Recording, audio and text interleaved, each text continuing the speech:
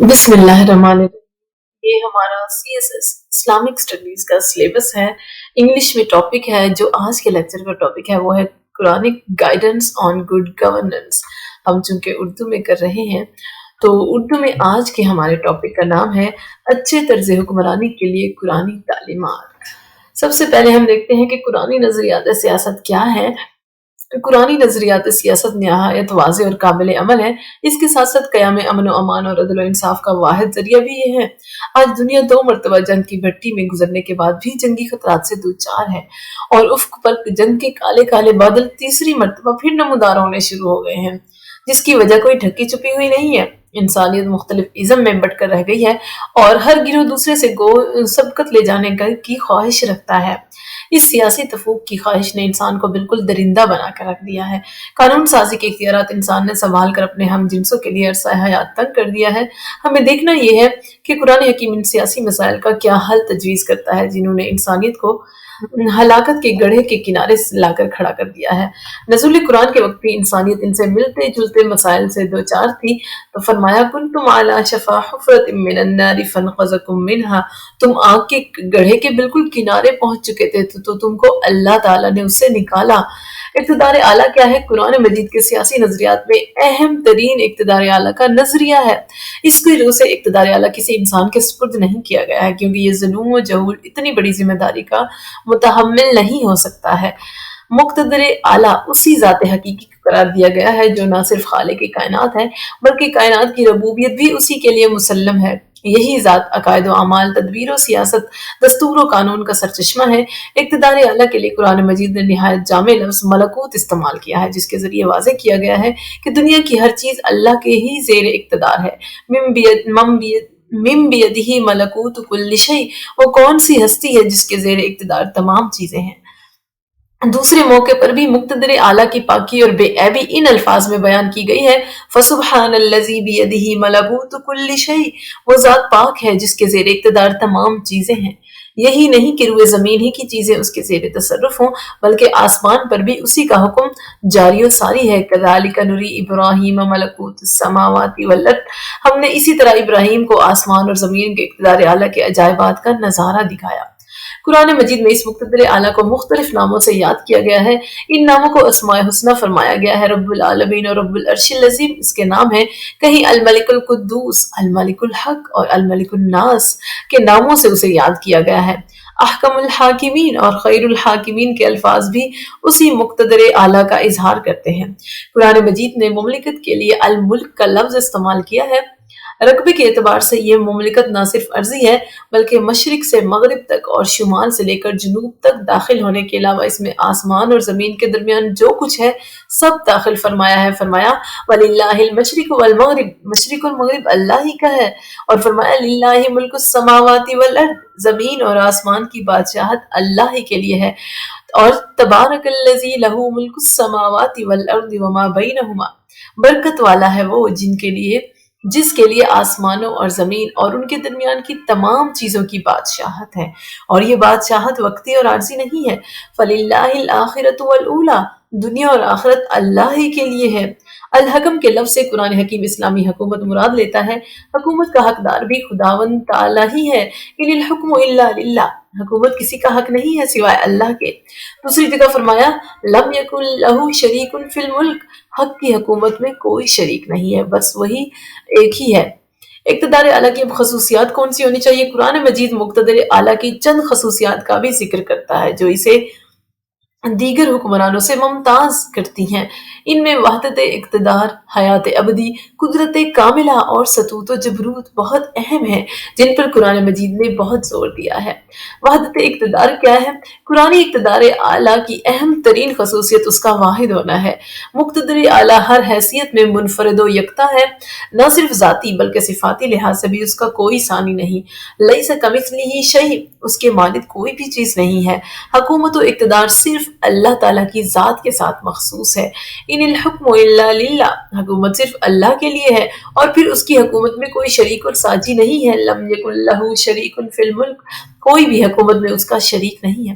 قرآن حکیم میں وحدت اقتدار یا توحید کو بار بار بیان کیا گیا ہے اور اس کی نئی نئی دلیلیں دی ہیں۔ ایک دلیل یہ دی ہے کہ وَمَا كَانَ مَعَهُ إِلَٰهٌ إِذًا لَذَهَبَ كُلُّ إِلَٰهٍ بِمَا خَلَقَ وَلَعَلَىٰ بَعْضُهُمْ عَلَىٰ بَعْضٍ، اس کے ساتھ کوئی اور معبود نہیں۔ اگر ایسا ہوتا تو ہر معبود اپنی پیدا کی ہوئی مخلوق کو الگ لے بیٹھتا اور ضرور ایک دوسرے پر چڑھائی کر دیتا۔ دوسری دلیل یہ دی گئی کہ لَوْ كَانَ فِيهَا آلِهَةٌ إِلَّا اللَّهُ لَفَسَدَتَا، اگر آسمان اور زمین میں اللہ کے سوا اور معبود ہوتے تو زمین اور آسمان دونوں تباہ اور برباد ہو گئے ہوتے۔ ان دلائل کے پیش کرنے کے بعد انسان کو تاکید کی جاتی ہے کہ لا تتخذوا الحین اثنین، دو معبود مت بناؤ۔ اللہ تعالیٰ کی ذات تمام دنیاوی رشتوں سے پاک ہے۔ متخذ صاحبۃ ولا ولدا، اللہ تعالیٰ نے نہ بیوی اختیار کی اور نہ اولاد۔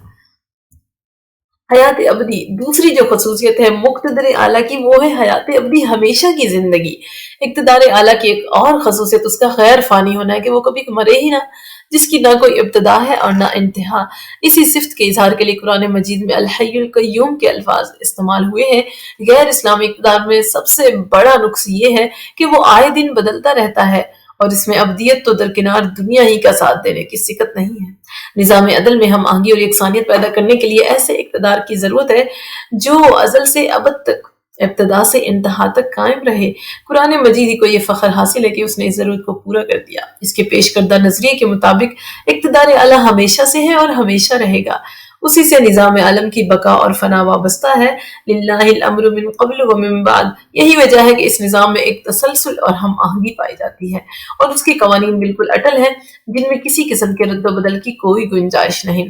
قدرت کاملہ، ایک خصوصیت جس کی نشاندہی قرآن مجید نے کی ہے وہ اقتدار اعلیٰ کی قدرت کاملہ ہے۔ اس کی مملکت کی کوئی حد نہیں۔ زمین، آسمان، چاند، تارے، جمادات، نباتات اور حیوانات، سب پر اسی کا سکہ چلتا ہے۔ اس کے اختیارات میں کوئی دخل دینے والا نہیں ہے۔ اس نظریے کو قرآن میں جا بجا ان اللہ علی کل شیء قدیر، بے شک اللہ تعالیٰ تمام چیزوں پر قدرت رکھنے والا ہے، کہہ کر پیش کیا گیا ہے۔ مخلوقات پر اس کی حکمرانی کا یہ عالم ہے کہ ما من دابۃ الا هو آخذ بناصیتها، کوئی زمین پر چلنے والا نہیں ہے جس کی چوٹی اللہ کے ہاتھ میں نہ ہو۔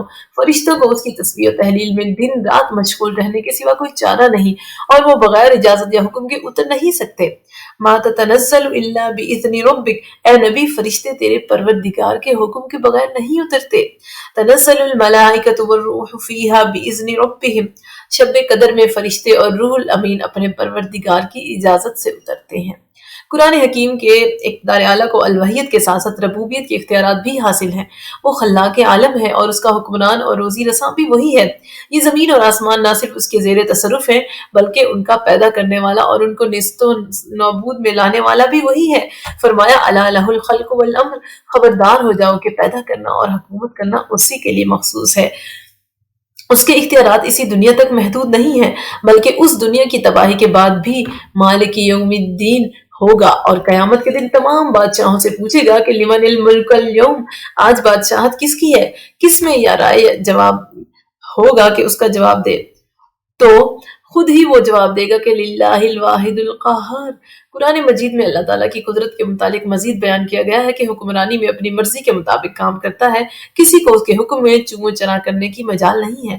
فرمایا یحکم ما یرید، جو چاہتا ہے حکم دے دیتا ہے، اور واللہ یحکم ولا معقب لحکمہ، اللہ تعالیٰ حکم دیتا ہے کوئی اس کی پیچھے ڈالنے والا نہیں ہے۔ ستوت و جبروت بھی قرآن اقتدار اعلیٰ کی ایک نمایاں خصوصیت ہے۔ قرآن کی روح سے اللہ تعالیٰ کی بالادستی مسلم ہے، وہ سب سے بزرگ و برتر ہے، کوئی دوسرا اس کے مد مقابل نہیں۔ انہ هو العلی الکبیر، وہی سب سے بلند و بزرگ ہے، اس کی ذات میں جملہ قوت جمع ہے۔ ان القوت للہ جمیعا، بے شک سب قوت اللہ ہی کے لیے ہے۔ اور ایک جگہ فرمایا ان ربک هو القوی العزیز، بے شک تیرا رب قوت والا اور غالب ہے، وہ اپنے بندوں پر مکمل غلبہ رکھتا ہے۔ هو القاہر فوق عبادی، حتیٰ کہ جس فرد یا قوم کو عزت دے اسے کوئی ذلیل نہیں کر سکتا، اور جسے ذلیل کرے تو اسے کوئی عزت نہیں دے سکتا۔ وَإِن يَمْسَسْكَ اللَّهُ بِضُرٍّ فَلَا كَاشِفَ لَهُ له إلا هو وإن يروك بخير فلا راد بفضله. اگر خدا تجھے کوئی تکلیف پہنچائے تو اس تکلیف کا سوائے اس کے اور کوئی دور کرنے والا نہیں، اور اگر تجھے بھلائی پہنچانے کا ارادہ کرے تو اس کے فضل کو کوئی ہٹانے والا نہیں ہے۔ قوموں کا عروج و زوال بھی اسی کے رحم و غضب پر منحصر ہے۔ اذ اراد اللہ بقوم سوءا فلا مرد له وما لهم من دونه من وال. جب اللہ کسی قوم کے ساتھ برائی کا ارادہ کرتا ہے تو کوئی اس کا دفع کرنے والا نہیں ہے اور اس کے سوا کوئی ان کا کارساز نہیں ہے۔ کائنات، ساری کائنات کا خالق اللہ ہے۔ کائنات کی تخلیق میں اسے کسی قسم کی دقت یا تکلیف محسوس نہیں ہوئی۔ وہ خود فرماتا ہے کہ ما مسنا من لغوب، ہمیں کسی قسم کی تھکان نہیں ہوتی، صرف لفظ کن کے کہہ دینے سے چیزیں پیدا ہو گئی۔ وَإِذَا قَضَى أَمْرًا فَإِنَّمَا يَقُولُ لَهُ كُن فَيَكُونُ. جب وہ کسی کام کا ارادہ کر لیتا ہے تو صرف یہ کہہ دیتا ہے کہ ہو جا، تو وہ ہو جاتا ہے۔ اس تخلیق میں اس کو اپنی مرضی کے سوا کسی کو دخل حاصل نہیں ہے۔ یخلق ما یشاء، اس کی شان ہے۔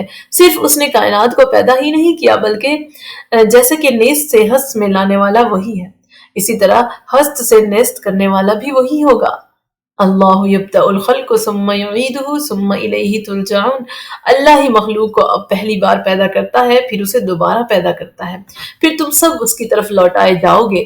زمین و آسمان اور ان کے درمیان کی تمام چیزیں اسی کی بنائی ہوئی ہیں۔ 6 دن میں زمین و آسمان بن کر تیار ہو گئے۔ خلق السماوات والارض فی 6 ایام، صرف زمین کی تخلیق پر 2 دن لگے۔ خلق الارض فی یومین، زمین پر پہاڑ بنانے اور نباتات کے اگانے میں صرف 4 دن صرف ہوئے۔ انسان، زمین کو حضرت انسان کے لیے قیام گاہ قرار دیا ہے تاکہ وہ ایک مقررہ وقت تک اس کی چیزوں سے تمتع حاصل کر سکے، یعنی فائدہ اٹھا سکے۔ وَلَكُمْ فِي الْأَرْضِ مُسْتَقَرٌّ وَمَتَاعٌ إِلَىٰ حِينٍ، زمین ہی میں وہ پیدا ہوا ہے، وہی مرے گا اور اسی زمین سے دوبارہ زندہ کیا جائے گا۔ فِيهَا تَحْيُونَ وَفِيهَا تَمُوتُونَ وَمِنْهَا تُخْرَجُونَ، زمین ہی میں زندگی بسر کرو گے اور اسی میں مرو گے اور اسی میں سے دوبارہ نکالے جاؤ گے۔ انسان کی ساخت مٹی کی ہے، وہ اگرچہ نحیف و نزار پیدا کیا گیا ہے۔ خلق الانسان ضعیفا، لیکن جسمانی لحاظ سے حسن و جمال کا وہ پتلا ہے۔ ایک جگہ فرمایا وصورکم فاحسن صورکم، اللہ نے تمہاری صورتیں بنائی اور اچھی صورتیں بنائی۔ دوسری جگہ فرمایا لقد خلقنا الانسان فی احسن تقویم، ہم نے انسان کو بہتر سے بہتر ساخت کا پیدا کیا ہے۔ اس کے علاوہ اسے دیگر مخلوقات پر فوقیت عطا فرمائی ہے۔ وَلَقَدْ كَرَّمْنَا بَنِي آدَمَ وَحَمَلْنَاهُمْ فِي الْبَرِّ وَالْبَحْرِ وَرَزَقْنَاهُم مِّنَ الطَّيِّبَاتِ وَفَضَّلْنَاهُمْ عَلَىٰ كَثِيرٍ مِّمَّنْ خَلَقْنَا تَفْضِيلًا، ہم نے بنی آدم کو فضیلت دی اور اس کو خشکی اور دریا میں ہم اٹھائے پھرے اور ان کو عمدہ عمدہ چیزوں سے رزق دیا اور ان کو بہت سی مخلوقات پر فضیلت دی۔ انسان کو اللہ نے نیک و بد میں تمیز کرنے کی صلاحیت عطا فرمائی ہے، اسی لیے دیگر مخلوقات کے مقابلے میں اس کے اختیارات وسیع ہیں۔ یہ اس کے اختیارات پہ داخل ہے کہ انسان چاہے تو اللہ کا فرما بردار بندہ بنے یا وہ چاہے تو نافرمان بن جائے۔ اللہ تعالیٰ فرماتا ہے اِنَّا هَدَيْنَاهُ السَّبِيلَ إِمَّا شَاكِرًا وَإِمَّا كَفُورًا، بے شک ہم نے انسان کو نیکی اور بدی کے راستے دکھا دیے، اب وہ یا تو شکر گزار بن سکتا ہے یا ناشکرا۔ ایک جگہ اور فرمایا وَهَدَيْنَاهُ النَّجْدَيْنِ، ہم نے نیکی اور بدی کی دونوں راہیں اسے دکھا دی ہیں۔ خیر و شر میں تمیز اس کو الہام کے ذریعے سکھلائی گئی ہے۔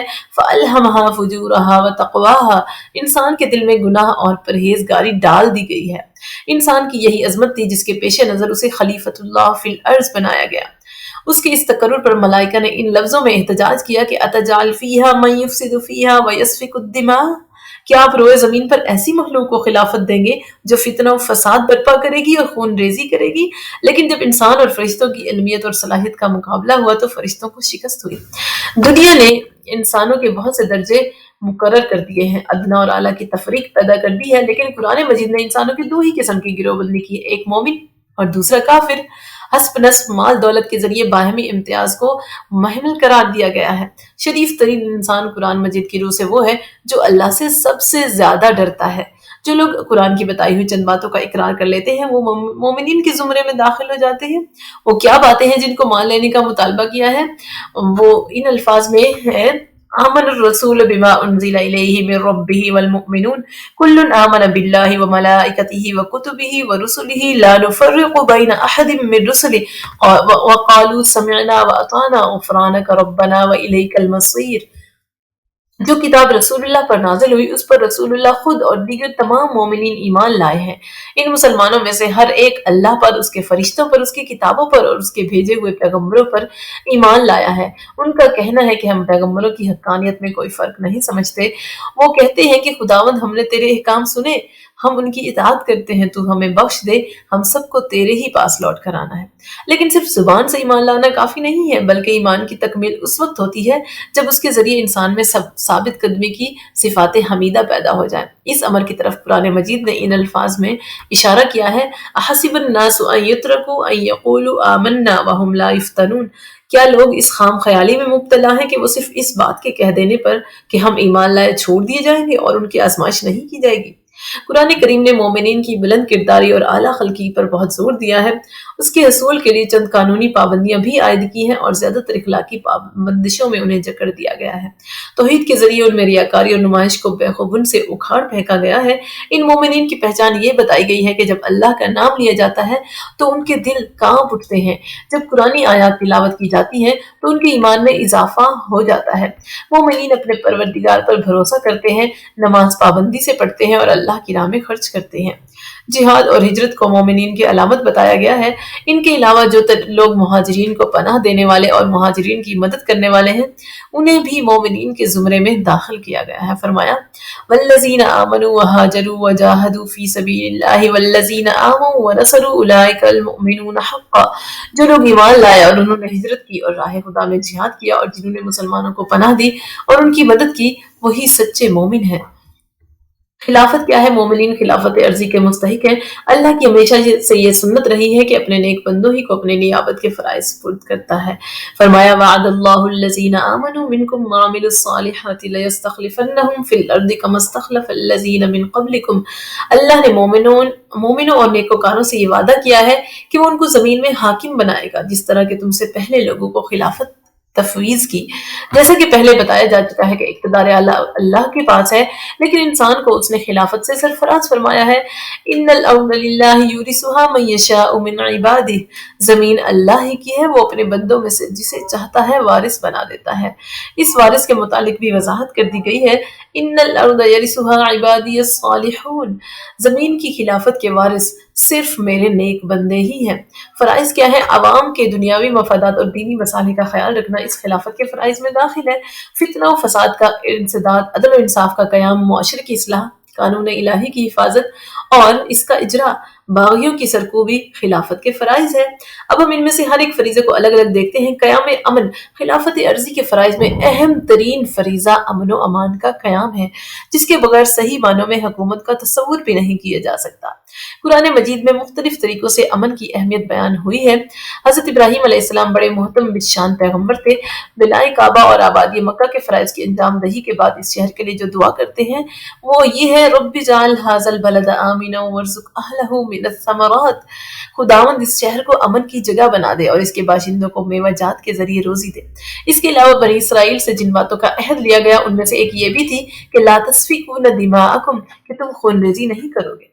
اکثر و بیشتر انبیاء کرام جو وقتاً فوقتاً بنی نوع انسان کی ہدایت پر معمور ہوئے ان کی بنیادی تعلیم یہی تھی۔ مثلاً صالح علیہ السلام قوم سمود کو اللہ کی عطا کردہ نعمتوں کے گنوانے کے بعد ان سے اس چیز کا مطالبہ کرتے ہیں کہ لا تعثوا فی الارض مفسدین، دیکھو کم از کم یہ کرو کہ روئے زمین میں فساد برپا نہ کرتے پھرو۔ اہل مدین کو بھی حضرت شعیب علیہ السلام نے جہاں بہت سی چیزوں سے منع فرمایا وہاں فتنہ و فساد پھیلانے کی شدید ممانعت کی۔ حضرت شعیب علیہ السلام کی تعلیمات کی اہمیت کا اندازہ اس بات سے لگایا جا سکتا ہے کہ قرآن حکیم کی 3 سورتوں سورہ ہود، سورہ شعراء اور سورہ عنکبوت میں لا تعثوا فی الارض مفسدین کے الفاظ دہرائے گئے ہیں۔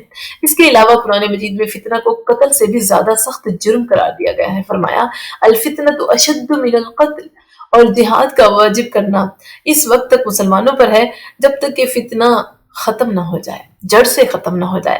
قاتلوہم حتی لا تکون فتنۃ ویکون الدین کلہ للہ، ان کافروں سے جنگ جاری رکھو حتیٰ کہ فتنہ و فساد برائے نام بھی باقی نہ رہ جائے اور دین خالص اللہ ہی کے لیے ہو جائے۔ مفسدین کے لیے بے شمار مواقع پر قرآن میں وعید آئی ہے، کئی جگہ فساد برپا کرنے کی ممانعت کی گئی ہے۔ مفسدین کی حرکات کی پردہ دری کر کے مسلمانوں کو ایسا کرنے سے منع کیا گیا ہے۔ سعی فی الارض لیفسد فیہا ویہلک الحرث والنسل، وہ کوشش کرتا ہے کہ روئے زمین میں فساد برپا کرے، کھیتی باڑی اور نسل کو تباہ و برباد کر دے۔ یہ بھی فرمایا ہے کہ مفسدین کے منصوبے خاک میں مل کر رہتے ہیں اور کبھی انہیں کامیابی کا منہ دیکھنا نصیب نہیں ہوتا۔ ان اللہ لا یصلح عمل المفسدین، اللہ تعالیٰ مفسد لوگوں کے کام بننے نہیں دیتا، بلکہ ایک سے زیادہ موقع پر فتنہ پردازوں کو اللہ کی محبت سے محروم قرار دیا گیا ہے۔ ان اللہ لا يحب المفسدین، اللہ تعالیٰ مفسدوں کو دوست نہیں رکھتا۔ قرآن کریم میں چند ہی جرائم کی سزائیں بیان کی گئی ہیں، ان میں باغیوں اور مفسدوں کے لیے شدید ترین سزائیں تجویز ہوئی ہیں۔ فرمایا انما جزاء الذین یحاربون اللہ ورسولہ ویسعون فی الارض فسادا ان یقتلوا ویصلبوا او تقطع ایدیہم وارجلہم من خلاف او ینفوا من الارض، ان لوگوں کو یہ سزا جو اللہ اور اس کے رسول سے جنگ کرتے ہیں اور وہ زمین میں فتنہ و فساد برپا کرتے پھرتے ہیں، یہ ہے کہ وہ قتل کر دیے جائیں یا ان کو پھانسی پر لٹکایا جائے یا مخالف طرف کے ہاتھ پیر کاٹ لیے جائیں یا پھر ان کو جلا وطن کر دیا جائے۔ دوسرا مقصد اسلامی خلافت کا یہ جو دوسرا اہم فریضہ ہے وہ قیام عدل ہے، یعنی عدل و انصاف کا قائم کرنا ہے۔ خلیفہ کو فصل خصومات نیز دیگر امور مملکت کی انجام دہی میں غیر جانبدار رہنا چاہیے۔ قرآن مجید میں انصاف کرنے کا صریح حکم دیا گیا ہے، فرمایا ان اللہ یامر بالعدل، اللہ تعالیٰ تمہیں انصاف کرنے کا حکم دیتا ہے۔ دوسری جگہ فرمایا وَإِذَا حَكَمْتُمْ بَيْنَ النَّاسِ أَن تَحْكُمُوا بِالْعَدْلِ، جب تم لوگوں کے جھگڑوں کا فیصلہ کرو تو انصاف سے کیا کرو۔ یہی نہیں بلکہ خلیفہ کو تاکید کی گئی ہے کہ انصاف میں اپنی خواہشات کو داخل نہ ہونے دے، ذاتی اناد اور دشمنی کے باعث انصاف کا دامن ہاتھ سے نہ جانے دے۔ لا یجرمنکم شنآن قوم علی الا تعدلوا اعدلوا هو اقرب للتقوی، کسی قوم کی دشمنی تمہیں اس بات پر آمادہ نہ کر دے کہ تم انصاف نہ کرو، انصاف ہر حال میں کرو، انصاف تقوی سے بہت قریب ہے۔ حتیٰ کہ یہود مدینہ نے رسول صلی اللہ علیہ وسلم کی ایذا رسانی میں کون سا دقیقہ اٹھا رکھا تھا، یہاں تک کہ متعدد بار قتل کرنے کی منصوبے بھی بنائے۔ ان تمام چیزوں کے باوجود آپ کو حکم دیا گیا کہ ان حکمتم فاحکم بینہم بالقسط ان اللہ یحب المقسطین، اگر آپ یہود کے معاملات کا فیصلہ کریں تو انصاف کے ساتھ کریں۔ اس بات کو ذہن میں رکھیں کہ اللہ انصاف کرنے والوں کو دوست رکھتا ہے۔ قرآنی تعلیمات کی یہ خصوصیت ہے کہ جب کسی محتم بالشان کام کا حکم دیا جاتا ہے تو اس حکم کی عدم تعمیل میں جو قباحتیں مضمر ہوتی ہیں ان کو بھی بیان کر دیا جاتا ہے تاکہ اس حکم کی پیروی کرنے کے فوائد اور اس کی خلاف ورزی کرنے کے نقصانات دونوں نظروں کے سامنے رہیں۔ یہی حال عدل کا ہے۔ قرآن مجید نے عدل کی تاکید کی اور اس کے فوائد گنوائے تو ظلم کے مضر اثرات کی بھی نشاندہی کی تاکہ انسان تباہ عدل کی طرف راغب اور ظلم سے متنفر ہو جائیں۔ ظلم کے متعلق کئی جگہ قرآن مجید میں اس بات سے متعلق کیا گیا ہے کہ ظالم گمراہ ہوتا ہے اور اللہ تعالیٰ کی ہدایت و رہنمائی سے وہ محروم ہوتا ہے۔ کبھی واللہ لا یہدی القوم الظالمین فرمایا اور کہیں ان اللہ لا یہدی القوم الظالمین ارشاد ہوا ہے۔ ظاہر ہے جو قوم یا فرد ہدایت الہی سے محروم ہوں گے ان کا زیادہ تر برسر اقتدار رہنا محال ہے۔ یہی نہیں کہ اللہ تعالیٰ ظالم کو ہدایت سے محروم رکھتا ہے بلکہ وہ ظالموں کو اور بھی کفر و معصیت میں مبتلا ہو جانے کے مواقع فراہم کر دیتا ہے۔ وَيُضِلُّ اللَّهُ الظَّالِمِينَ، اللہ تعالیٰ ظالم کو گمراہ کر دیتا ہے، جس کا نتیجہ یہ ہوتا ہے کہ ظالم حکام کھلی گمراہی میں مبتلا ہو جاتے ہیں۔ بل الظالمون فی ضلال مبین، اور نوبت یہاں تک پہنچ جاتی ہے کہ وہ بالکل بے یار و مددگار اور بغیر کسی مورث و غمخار کے رہ جاتے ہیں۔ الظالمون ما لهم من ولی ولا نصیر، ظالم لوگوں کا نہ کوئی دوست ہوتا ہے اور نہ مددگار، اور وہ اللہ کی لعنت کے مستحق قرار پاتے ہیں۔ لعنت اللہ علی الظالمین، حالت نزا میں ان کی جو حالت ہوتی ہے ان کو قرآن کے ہی الفاظ میں سنیے وَلَوْ تَرَىٰ إِذِ الظَّالِمُونَ فِي غَمَرَاتِ الْمَوْتِ وَالْمَلَائِكَةُ بَاسِطُو أَيْدِيَهُمْ أَخْرِجُوا أَنفُسَكُمْ الْيَوْمَ تُجْزَوْنَ عَذَابَ الْهُونِ، کاش تو ظالموں کو اس وقت دیکھے کہ موت کی بے ہوشی ان پر طاری ہو اور فرشتے ان کی طرف اپنے ہاتھ بڑھا رہے ہوں کہ اپنی جانیں نکالو، آج تم کو ذلت کے عذاب کی سزا دی جائے گی۔ اس عذاب کو جو ظالموں کو دیا جائے گا قرآن نے مختلف مواقع پر مختلف الفاظ میں بیان کیا ہے۔ کہیں عذاب الہون کہا گیا ہے، کہیں عذاب النکوہ برا یا سخت عذاب کہا گیا ہے۔ ایک موقع پر عذاب الخلد دوامی عذاب یعنی ہمیشہ کے لیے عذاب بھی آیا ہے۔ عذاب علیم، عذاب کبیر اور عذاب حکیم بھی کہا گیا ہے۔ ظالموں کے بارے میں غالباً سب سے زیادہ دل دہلا دینے والی آیت یہ ہے کہ اِنَّا أَعْتَدْنَا لِلظَّالِمِينَ نَارًا أَحَاطَ بِهِمْ سُرَادِقُهَا وَإِن يَسْتَغِيثُوا يُغَاثُوا بِمَاءٍ كَالْمُهْلِ يَشْوِي الْوُجُوهَ بِئْسَ الشَّرَابُ وَسَاءَتْ مُرْتَفَقًا۔ منکروں کے لیے ہم نے ایسی آگ تیار کر رکھی ہے جس کی کناتیں ان کو چاروں طرف سے گھیر لیں گی، اور اگر فریاد کریں گے تو جس پانی سے ان کی فریاد رسی کی جائے گی وہ پگھلے ہوئے تانبے کی طرح ہوگا کہ منہ کو بھون ڈالے گا۔ برا پانی ہے اور آرام کے اعتبار سے بری جگہ ہے۔ ان آیات کے علاوہ قرآن کریم میں اور بھی آیتیں ہیں جن میں ظالموں کے عبرتناک انجام اور ان کی حسرت و ندامت، بے بسی اور بے کسی کی جیتی جاگتی تصویر کھینچی گئی ہے۔ عدل و انصاف کا قیام صرف حکمران پر ہی فرض نہیں ہے بلکہ عوام سے بھی۔ حکومت الہیہ میں یہ توقع رکھی جاتی ہے کہ وہ اس سلسلے میں حکومت کے ساتھ تعاون کریں گے، مجرمین کو کیفر کردار تک پہنچانے کے لیے شہادت چھپانے کی ہرگز کوشش نہیں کریں گے، خواہ اس شہادت کی وجہ سے ان کے والدین اور دیگر قریبی اعزاء ہی کیوں نہ متاثر ہوتے ہوں۔ یہی نہیں بلکہ خود اپنی جان کی پرواہ نہ کر کے انہیں صحیح شہادت دینا چاہیے۔ فرمایا کونوا قوامین بالقسط شہداء للہ ولو علی انفسکم او الوالدین والاقربین، اے مسلمانوں تم خدا کے لیے انصاف کے ساتھ گواہی دینے کے لیے کھڑے ہو جایا کرو، خواہ یہ گواہی تمہارے یا تمہارے والدین اور تمہارے عزیزوں کے خلاف ہی کیوں نہ ہو۔ کسی مملکت میں ایسے افراد موجود ہوں تو ظاہر ہے کہ عدل و انصاف کا کام کتنا آسان ہو جائے گا۔ گواہی چھپانے والے کو گناہ گار کہا گیا ہے، من یکتمها فإنہ آثم قلبہ، اور جو شخص شہادت کو چھپائے گا تو یقیناً اس کا دل گناہ گار ہوگا۔ گواہی کے متعلق اس امر کی بھی تصریح کر دی گئی ہے کہ دبی زبان سے باتیں نہ بتلائی جائیں بلکہ نہایت وضاحت کے ساتھ دلیرانہ طور پر بیان کیا جائے، اور گول مول بات کر کے معاملات پر پردہ ڈالنے کی کوشش نہ کی جائے۔ ان تلو تورزو فإن اللہ کان بما تعملون خبیرا، اگر تم دبی زبان سے گواہی دو گے یا روگردانی کرو گے تو جان لو کہ اللہ تمہارے اعمال کی خبر رکھتا ہے۔ ایک موقع پر گواہی چھپانے والے کو بدترین ظالم کہا گیا ہے، کیونکہ گواہی کی بددیانتی یا بزدلی ظلم کا سب سے بڑا سبب ہوتا ہے۔ من اظلم ممن کتم شہادۃ عنده من اللہ، اس شخص سے بڑھ کر ظالم کون ہو سکتا ہے جس نے اس گواہی کو چھپایا ہو جو اللہ کی طرف سے اس پر واجب تھی۔ إِن يَكُ غَنِيًّا أَوْ فَقِيرًا فَاللَّهُ أَوْلَىٰ بِهِمَا، قرآن مجید گواہوں کو تسلی دیتا ہے کہ انہیں صحیح گواہی دینے کا باعث کسی کے مالی نقصانات کی فکر دامنگیر نہیں ہونی چاہیے، کیونکہ امیر یا غریب کو اگر نقصان پہنچے بھی تو ان کا خیر خواہ فی الحقیقت اللہ ہی ہے۔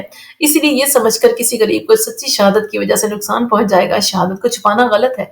اسلامی حکومت میں غیر مسلموں کو یہ اختیار حاصل ہوتا ہے کہ عدالتی معاملات میں اپنے شخصی قوانین کے ذریعے فیصلے کرانے کے لیے اپنے ہم مذہبوں کو جج مقرر کرے، لیکن کوئی غیر مسلم اگر اسلامی حکومت ہی سے فیصلہ کرانے پر ضد کرے تو حکومت ان کے مقدمات کا فیصلہ کر دے گی، لیکن انصاف ہر حالت میں ان کے پیش نظر رہے گا۔ سورہ مائدہ کی آیت نمبر 46 سے 50 تک آیتیں اس بات کی طرف دلالت کرتی ہیں۔ اصلاح معاشرہ، خلافت کا ایک اور فرض اصلاح معاشرہ ہے۔ جس معاشرے میں امن و امان ہو اور عدل و انصاف کی سختی سے پابندی کی جاتی ہو وہ بہت حد تک سدھرایا معاشرہ ہوگا، لیکن قرآن مجید مزید اصلاح کا مطالبہ کرتا ہے۔ وہ اسلامی حکومت میں بسنے والوں میں اخوت و مساوات کے تعلقات دیکھنا چاہتا ہے، لیکن ان تعلقات کے قیام کے لیے محض نصیحتوں پر اکتفا نہیں کرتا بلکہ باہمی تنازعات کی جتنی بھی جڑیں ہیں ان میں سے ایک ایک کو کاٹ کر پھینک دیتا ہے۔ اتحاد کی راہ میں باہمی قتل و غارت گری معاشرے کے نظام کو درہم برہم کر کے رکھ دیتی ہے۔ یہی وجہ ہے کہ قرآن مجید نے قتل کو بدترین گناہ قرار دیا ہے اور قتل کی جتنی بھی قسمیں ہوتی ہیں ان سب کی الگ الگ ممانعت کر دی ہے۔ ایک موقع پر فرمایا ہے لا تقتلوا انفسکم، اپنی جانوں کو قتل نہ کرو، گویا ایک شخص کا دوسرے کو قتل کرنا خودکشی کے مترادف ہے۔ ایک جگہ اور فرمایا لا تقتلوا النفس التي حرم اللہ الا بالحق، جس جان کو اللہ نے محترم کیا ہے اسے ناحق قتل نہ کرو۔ اہل عرب فقر و فاقہ سے ڈر کر اپنی اولاد کو قتل کر دیا کرتے تھے۔ اس بد حرکت سے بھی منع کیا کہ لا تقتلوا اولادکم خشیۃ املاق، خشیۃ من املاق، اپنی اولاد کو محتاجی کے ڈر سے قتل نہ کرو۔ اولاد کے قتل کو گناہ کبیرہ قرار دیا گیا ہے۔ ان قتلہم کان خطئا کبیرہ، اولاد کا قتل بہت بڑا گناہ ہے۔ عرب کے بعض قبائل میں حفظ ناموس کی خاطر دختر کشی بھی عام تھی، اس سے نہایت عمدہ طریقے سے باز رہنے کی تلقین کی گئی ہے۔ فرمایا قیامت کے دن ان بے گناہ مقتول بچیوں سے سوال کیا جائے گا کہ بِأَيِّ ذَنبٍ قُتِلَتْ، کہ تم کس گناہ میں قتل کی گئی تھی۔ مسلمان کے مسلمان کو قتل کرنے کے متعلق شدید وعید ہے کہ من یقتل مؤمنا متعمدا فجزاؤہ جہنم خالدا فیہا وغضب اللہ علیہ ولعنہ واعد له عذابا عظیما، جو کسی مسلمان کو جان بوجھ کر قتل کرے گا تو اس کی سزا دوزخ ہے، وہ ہمیشہ اس میں رہے گا اور اس پر غضب ہوگا اور اس پر لعنت ہوگی، اللہ نے اس کے لیے بڑا بھاری عذاب تیار کیا ہے۔ قرآن مجید کی اگرچہ بنیادی تعلیم یہ ہے کہ افراد اپنی آزادی معاشرے کی اصلاح پر قربان کر دیں، لیکن اس کے ساتھ ساتھ انسانی فطرت کے پیش نظر قتل کا قصاص لینے کی نہ صرف اجازت دی گئی ہے بلکہ اسے فرض قرار دیا گیا ہے۔ یا ایھا الذین آمنوا کتب علیکم القصاص فی القتل، اے ایمان والو تم پر مقتول کے خون کا بدلہ لینا فرض کر دیا گیا ہے۔ ایک اور موقع پر قصاص کو زندگی کا ذریعہ بتایا، فرمایا وَلَكُمْ فِي الْقِصَاصِ حَيَاةٌ يَا أُولِي الْأَلْبَابِ، اے عقل مندو تمہارے لیے قصاص میں ہی زندگی ہے۔ دوسری طرف انسداد خون روزی کے خیال سے فرد واحد کے قتل کو پوری انسانیت کے قتل کے مترادف قرار دیا۔ من قتل نفسا بغیر نفس فکأنما قتل الناس جميعا ومن احیاها فکأنما احیا الناس جميعا، جس شخص نے کسی دوسرے شخص کو بغیر کسی جان کے بدلے قتل کیا تو گویا اس نے تمام انسانوں کو قتل کر ڈالا، اور جس نے کسی ایک شخص کو موت سے بچا لیا تو گویا اس نے پوری انسانیت کو بچا لیا۔ ان تمام اخلاقی بندشوں اور عذاب اخروی کی تہدید کے باوجود بھی کوئی شخص قتل کا ارتکاب کر ہی بیٹھے تو قتل کی سزا بھی تجویز کی گئی ہے۔ النفس بالنفس، جان کے بدلے جان لی جائے گی، اور اس میں چھوٹے بڑے، امیر غریب، شاہ و گدا، آزاد اور غلام کی تمیز نہیں کی جائے گی۔ الحر بالحر والعبد بالعبد والانثى بالانثى، لیکن مقتول کے ورثاء کو یہ حق دیا گیا ہے کہ وہ قاتل سے فدیہ لے کر یا بغیر فدیہ کے ہی معاف کر دیں۔ اس کو اللہ تعالیٰ نے اپنی رحمت بتایا ہے۔ ذالک تخفیف من ربکم ورحمہ، یہ کمی ہے تمہارے رب کی جانب سے اور رحمت ہے۔ قاتل سے فدیہ لے کر یا بغیر فدیہ کے درگزر کرنے کی بھی ترغیب دی گئی ہے۔ فرمایا کہ ایسا کرنا تمام گناہوں کا کفارہ بن جاتا ہے۔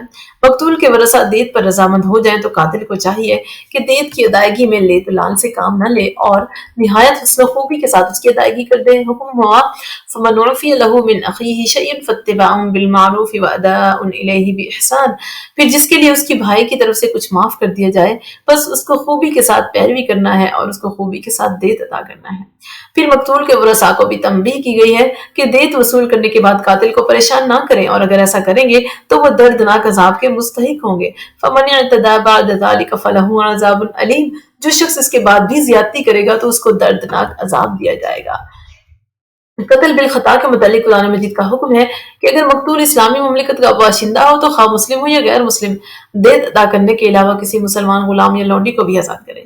کسی کے پاس مسلمان غلام یا لونڈی نہ ہو تو اس کے مقتدر نہ رکھتا ہو تو لگاتار 2 مہینے کے روزے رکھے۔ اگر مقتول دارالکفر کا رہنے والا مسلمان ہو تو ایسی صورت میں دیت دینے کی ضرورت نہیں ہے، البتہ مسلمان غلام یا لونڈی کا آزاد کرنا یا بصورت دیگر 2 ماہ لگاتار روزے رکھنا ضروری ہے۔ قرآن کریم نے مار پیٹ اور جھگڑوں میں جو چوٹیں آ جاتی ہیں ان میں بھی قصاص لینے کا حکم ہے۔ فرمایا والجروح قصاص، کہ زخموں کا بھی بدلہ ہوا کرتا ہے۔ قتل کی یہ تمام سزائیں دیت کے لین دین خلیفہ یا اس کے نائب کے زیر نگرانی ہی انجام پائیں گی۔ معاشرے کے نظام کو تباہ و برباد کر دینے والی دوسری چیز بغاوت، لوٹ مار اور ڈاکہ ہے، جن کی وجہ سے اصلاح کی تمام کوششیں رائے گاں ہو جاتی ہیں۔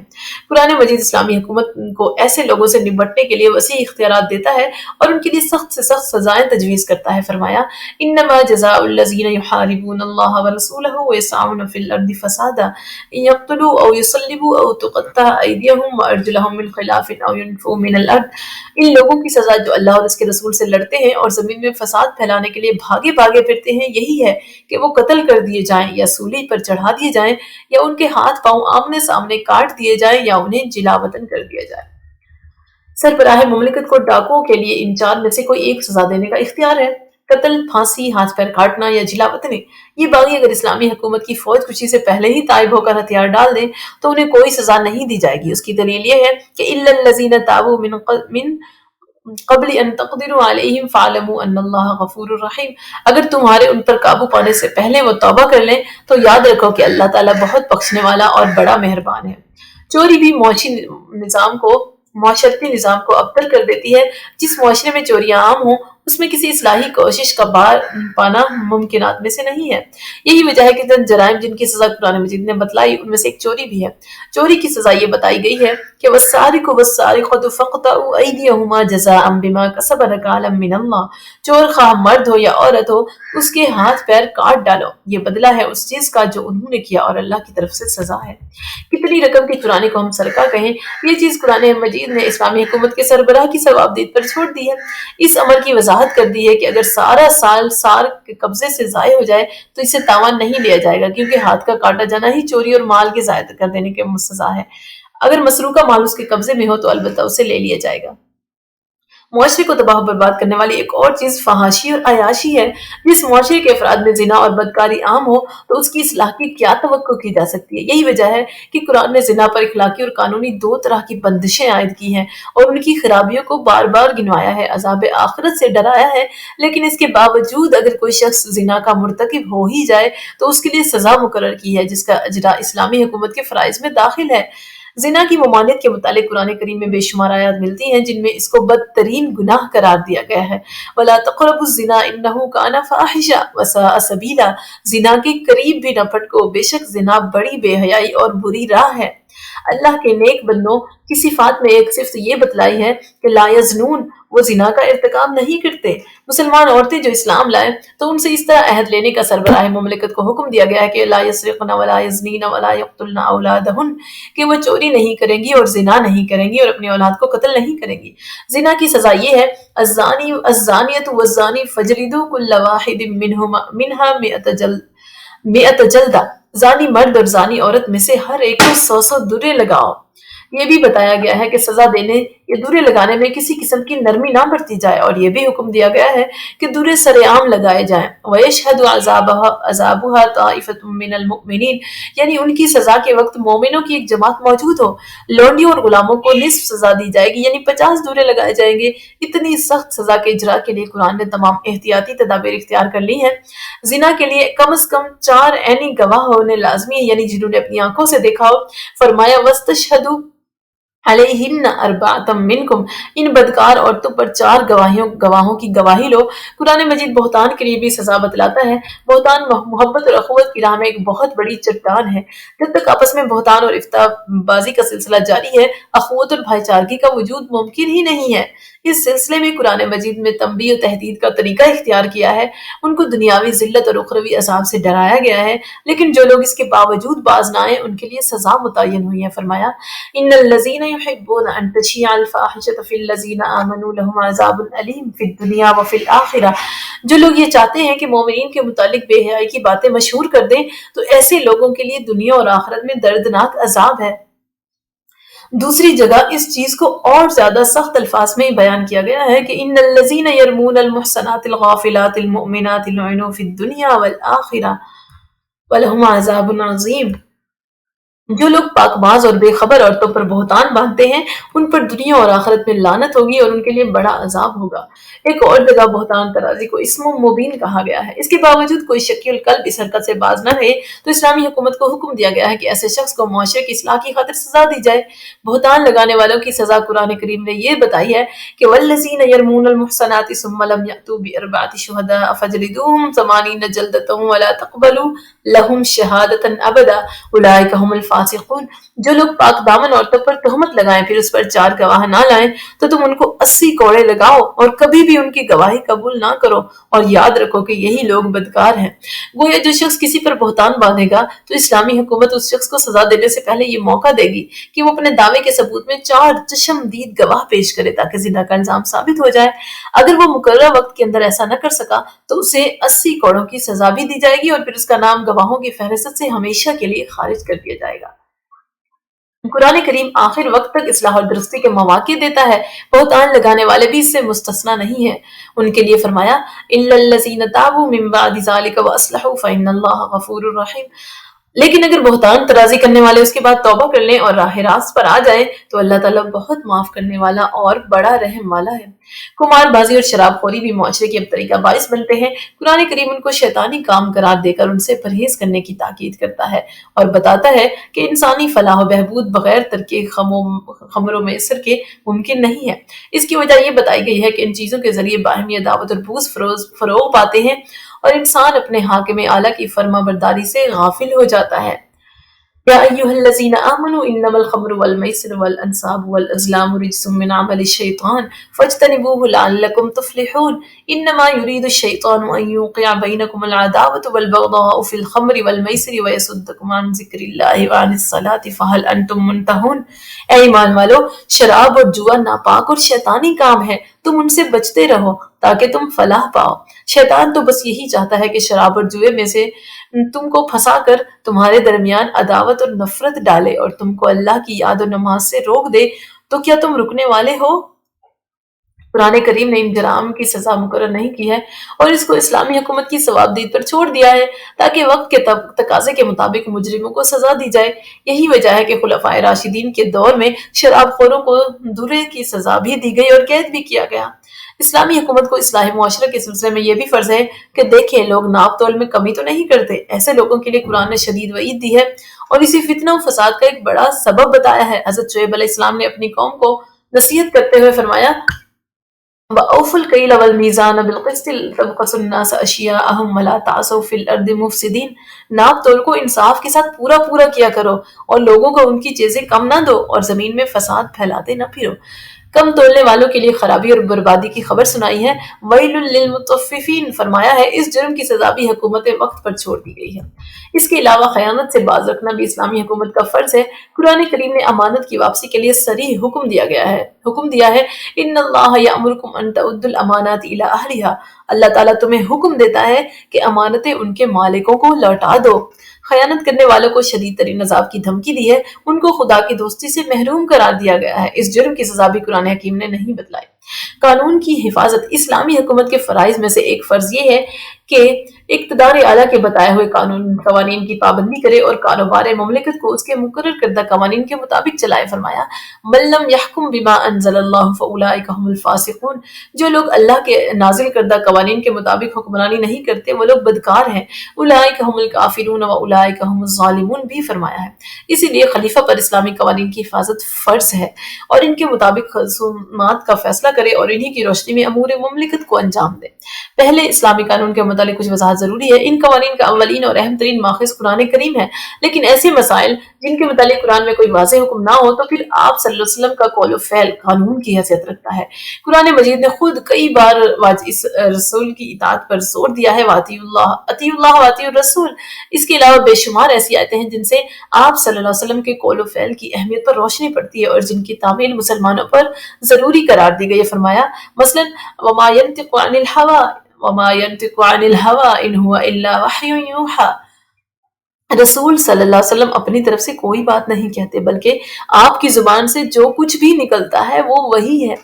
یا اس سے بھی زیادہ واضح آیت یہ ہے کہ ما آتاکم الرسول فخذوہ وما نہاکم عنہ فانتہوا۔ جو کچھ رسول تمہیں دے اسے لے لو اور جسے منع فرمائے اسے رک جاؤ۔ ایک اور موقع پر اللہ سے محبت کے لیے آپ کی محبت کو ضروری قرار دیا گیا۔ فرمایا ظاہر ہے کہ آپ صلی اللہ علیہ وسلم کی محبت صرف زبانی جمع خرچ نہیں ہے بلکہ ان کے اقوال و افعال کا اتباع و تقلید بھی ہے۔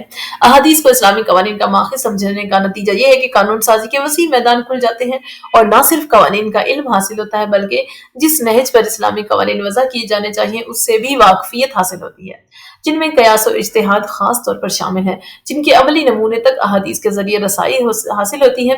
پھر آپ کے قول کے تحت لن یجتمعوا امتی ان الضلال، میری امت گمراہی پر کبھی متفق نہیں ہوگی، اور ید اللہ علی جماعت کو اللہ کی حمایت حاصل ہوتی ہے۔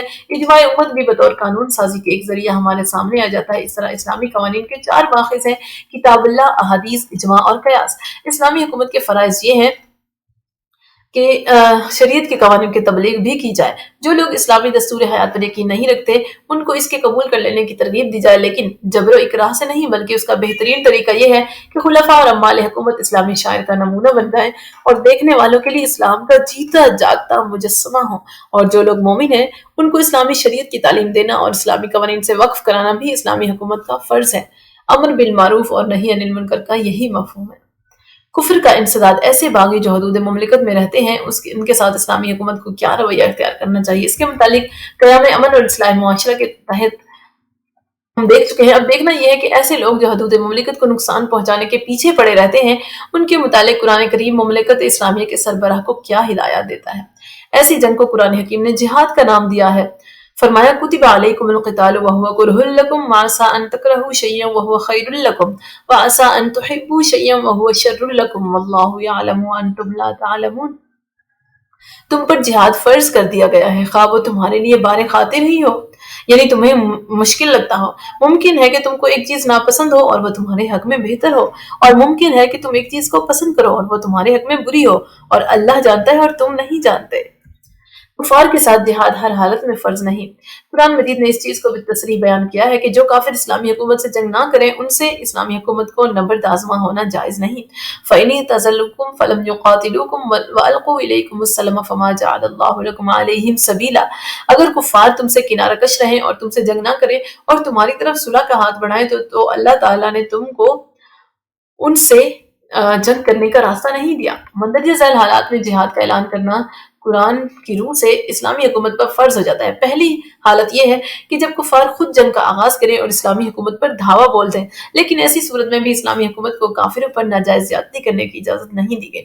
قاتلوا فی سبیل اللہ الذین یقاتلونکم ولا تعتدوا ان اللہ لا يحب المعتدین، اللہ کی راہ میں ان سے لڑو جو تم سے لڑتے ہیں اور جنگ کرنے میں زیادتی نہ کرو، بے شک اللہ حد سے بڑھنے والوں کو دوست نہیں رکھتا۔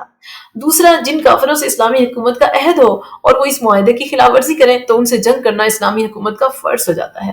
وَإِن نَكَثُوا أَيْمَانَهُم مِّن بَعْدِ عَهْدِهِمْ وَطَعَنُوا فِي دِينِكُمْ فَقَاتِلُوا أَئِمَّةَ الْكُفْرِ إِنَّهُمْ لَا أَيْمَانَ لَهُمْ أَلَّا تُقَاتِلُونَ قَوْمًا نَكَثُوا أَيْمَانَهُمْ وَهَمُّوا بِإِخْرَاجِ الرَّسُولِ وَهُمْ بَدَءُوكُمْ أَوَّلَ مَرَّةٍ، اگر کفار اپنے عہد کرنے کے بعد اپنی قسموں کو توڑ ڈالیں اور تمہارے دین پر تان کریں تو ان کفر کے پیشواؤں کو قتل کرو، بے شک ان کی قسمیں کچھ نہیں، شاید وہ باز رہیں۔ کیا تم ان لوگوں سے نہیں لڑو گے جنہوں نے اپنی قسمیں توڑ ڈالی اور رسول کے نکالنے کا قصد کیا؟ ایک اور موقع پر اور بھی وضاحت سے ان لوگوں کے خلاف جہاد کا حکم دیا ہے الذین عاہدت منہم ثم ینقضون عہدہم فی کل مرۃ وہم لا یتقون، اور وہ لوگ جن سے آپ نے عہد کیا ہے پھر وہ ہر دفعہ اپنا عہد توڑ دیتے ہیں اور ان کو خوف خدا بالکل نہیں ہے۔ جہاد کی فرضیت کی ایک اور صورت یہ بھی ہے کہ جبکہ کفار کے ملک میں مسلمان عورتیں اور ان کے بچے ہوں اور کفار نے ان پر عرصہ حیات تنگ کر دیا ہو، فرمایا ما لكم لا تقاتلون في سبيل الله والمستضعفين من الرجال والنساء والولدان الذين يقولون ربنا أخرجنا من هذه القرية الظالم أهلها واجعل لنا من لدنك وليا واجعل لنا من لدنك نصيرا، تمہیں کیا ہو گیا ہے کہ تم اللہ کی راہ میں جہاد نہیں کرتے؟ اور حالت یہ ہو گئی ہے کہ کمزور مرد، عورتیں اور بچے ایسے ہیں جو کہتے ہیں کہ اے ہمارے پروردگار، ہم کو اس بستی سے نکال جس کے باشندے ظالم ہیں، اور ہمارے لیے اپنی طرف سے کوئی حمایتی پیدا کر اور ہمارے لیے اپنی طرف سے کسی کو مددگار بنا۔ اور کفار کے حملے کا جب خوف ہو تو تب بھی ان پر حملہ کیا جا سکتا ہے۔ قرآن مجید میں اللہ تعالیٰ نے فرمایا فَقَاتِلْ فِي سَبِيلِ اللَّهِ لَا تُكَلِّفُ إِلَّا نَفْسَكَ وَحَرِّضِ الْمُؤْمِنِينَ عَسَى اللَّهُ أَن يَكُفَّ بَأْسَ الَّذِينَ كَفَرُوا، بس اللہ کی راہ میں جنگ کیجیے، آپ کو صرف آپ کی جان ہی کی تکلیف چکانی ہے، اور مسلمانوں کو جہاد کے لیے آمادہ کیجیے، امید ہے کہ اللہ کافروں کے خوف کو روک دے۔ کفار جب مسلمانوں کو ان کا دین بدلنے پر مجبور کر دیں یا دینی امور کی انجام دہی میں رکاوٹیں پیدا کریں تو ایسی صورت میں بھی جہاد واجب ہو جاتا ہے۔ فرمایا وَلَا تُطِعِ الْكَافِرِينَ وَجَاهِدْهُم بِهِ جِهَادًا كَبِيرًا، اور آپ کافروں کا کہا نہ مانیں اور اس قرآن کے ساتھ ان سے زبردست جنگ کریں۔ جنگ شروع کرنے سے پہلے جہاد کی تیاری کرنا، اسلحات جنگ کی فراہمی، فوجیوں کی تربیت دینا بھی اسلامی حکومت کے فرائض میں ہے۔ فرمایا وَأَعِدُّوا لَهُم مَّا اسْتَطَعْتُم مِّن قُوَّةٍ وَمِن رِّبَاطِ الْخَيْلِ تُرْهِبُونَ بِهِ عَدُوَّ اللَّهِ وَعَدُوَّكُمْ وَآخَرِينَ مِن دُونِهِمْ، اور جہاں تک تم سے ہو سکے ان کے لیے قوت تیار رکھو اور گھوڑوں کو باندھے رکھو، اور ان سے تم اللہ کے دشمنوں اور اپنے دشمنوں کو ڈراتے رہو گے، ان کے علاوہ دوسرے لوگوں کو بھی، اور جب دن چھڑ جائے تو نہایت ثابت قدمی کے ساتھ دشمنوں کا مقابلہ کیا جائے۔ اذا لقیتم فئۃ فاثبتوا، جب تم کفار کی جماعت کے مقابلے پر ہو تو ڈٹے رہو۔ میدان جنگ سے بھاگنے کی شدت کے ساتھ ممانعت کی گئی ہے اور حکم دیا گیا ہے کہ اذا لقیتم الذین کفروا زحفا فلا تولوهم الادبار، جب تم گھمسان کی لڑائی میں کافروں کے مقابل ہو تو ان کو پیٹھ نہ دکھاؤ۔ البتہ دو صورتوں میں میدان جنگ سے بھاگنے کی اجازت ہے، پہلی جنگی ہتھ کنڈے کے طور پر دشمن کو دھوکہ دینے کے لیے بھاگ رہا ہو، دوسرا کوئی ایک تنہا آدمی لڑتے لڑتے اپنے ساتھیوں سے دور نکل گیا ہو تو وہ اپنے ساتھیوں کے پاس واپس آ سکتا ہے۔ البتہ اگر دشمنوں کی فوج دگنی سے زیادہ ہو تو جنگ سے پہلو طئی کرنے میں مذائقہ نہیں ہے۔ حرمت کے مہینوں میں اصولی طور پر جنگ جائز نہیں ہے، لیکن اگر کفار جنگ شروع کر دے تو پھر اپنی مدافعت میں جنگ کرنی ضروری ہے۔ جنگ میں خون ریزی کے بعد جو لوگ قید ہو جائیں تو اسلامی حکومت کو اختیار ہے کہ چاہے تو فدیہ لے کر ان کو چھوڑ دے اور چاہے تو بغیر فدیہ کے ہی آزاد کر دے۔ فرمایا حتی اذا سخنتموہم فشدوا الوثاق فاما منا بعد واما فداء، یہاں تک جب کہ تم خود ریزی کر لو تو ان کو قیدی بنا لو، پھر ان کے بعد احسان رکھ کر چھوڑ دو یا فدیہ لے کر رہا کر دو۔ مال غنیمت کو قرآن مجید الانفال کہتا ہے، جس کے لفظی معنی ہے کہ ایک زیادہ چیز، جس سے اشارہ اس امر کی طرف ہے کہ جہاد سے مقصود مال غنیمت نہیں ہے، بلکہ مال غنیمت ایک زائد چیز ہے، یعنی اضافی چیز جو جنگ میں کا مقصد اور مطلوب نہیں ہے۔ یہی وجہ ہے کہ جب غزوہ بدر کے موقع پر مال غنیمت کی تقسیم کا وقت آیا تو فرمایا قل الانفال للہ ورسولہ، اے رسول فرما دیجئے کہ مال غنیمت اللہ اور اس کے رسول کا حق ہے۔ آگے چل کر اس کی تقسیم اس طرح بتائی، وَاعْلَمُوا أَنَّمَا غَنِمْتُم شَيْئًا فَإِنَّ لِلَّهِ خُمُسَهُ وَلِلرَّسُولِ وَلِذِي الْقُرْبَىٰ وَالْيَتَامَىٰ وَالْمَسَاكِينِ وَابْنِ السَّبِيلِ، جان لو کہ جو چیز تم کو جنگ میں ملے اس کا 5واں حصہ اللہ کے لیے ہے اور رسول کے لیے اور رشتہ داروں کے لیے اور یتیموں، محتاجوں اور مسافروں کے لیے۔ گویا مال غنیمت کا 5 حصے ہوں گے اور اس میں سے چوتھا حصہ 4 حصے افواج میں تقسیم ہوں گے اور باقی ماندہ 5واں حصہ جو ہوگا وہ اللہ کے رسول کی ذات اور آپ کے عزیز و اقارب پر صرف ہوگا، اور اسی کے ذریعے یتیموں، غریبوں اور مسافروں کی دستگیری کی جائے گی۔ اب عوام کے فرائض کیا ہیں؟ یہ تو حکمرانوں کے فرائض سے قرآن کی روح سے، لیکن ان میں سے اکثر کی تعمیل عوام پر بھی فرض ہے، کیونکہ اللہ تعالیٰ نے صرف ایک انسان کو خلیفہ نہیں بنایا بلکہ تمام انسان جتنے بھی زمین پر ہیں وہ اللہ کے خلیفہ ہیں، اور اسی لیے ان میں سے ہر شخص سے الگ الگ بحثیت ایک جماعت کے بھی ان کے فرائض سے عہدہ برا ہونے کی توقع ہے۔ تاہم چند فرائض ایسے ہیں جو محض عوام سے ہی تعلق رکھتے ہیں۔ سب سے پہلا فرض تو یہ ہے کہ وہ خلیفہ کی اطاعت کریں اور اس کے جائز حکم سے سرتابی نہ کریں۔ قرآن مجید میں کئی بار اطیعوا اللہ واطیعوا الرسول واولی الامر منکم آیا ہے، یعنی اللہ کی اطاعت کرو، اس کے رسول کی اطاعت کرو اور ان لوگوں کا بھی حکم مانو جو تم میں سے حکمران ہوں۔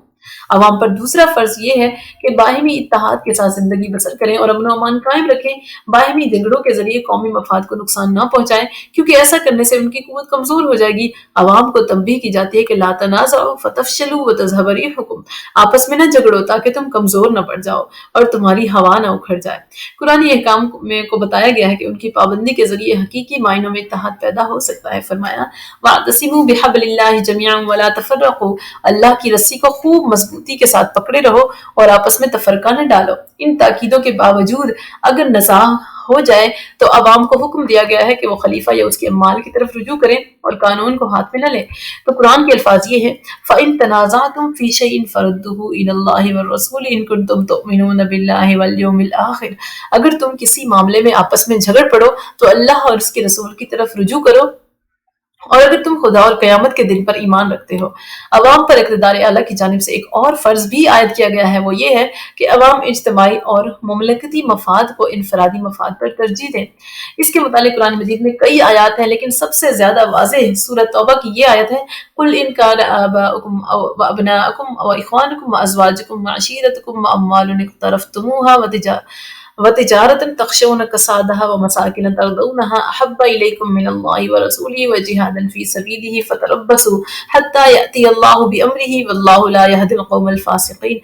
اے محمد صلی اللہ علیہ وسلم لوگوں سے فرما دیجئے کہ اگر تمہارے ماں باپ، بیٹا بیٹی، بھائی بہن، تمہاری بیویاں، تمہارے اہل خاندان، تمہارے مال و اسباب جسے تم نے جمع کر رکھا ہے، اور تجارت جس کی کساد بازاری کا تم کو اندیشہ ہے، اللہ اور اس کے رسول اور جہاد فی سبیل اللہ سے زیادہ تمہیں عزیز ہیں، تو تم انتظار کرو، اللہ تعالیٰ اپنا حکم نافذ کر دے گا، اللہ تعالیٰ فاسق قوم کو ہدایت نہیں کیا کرتا۔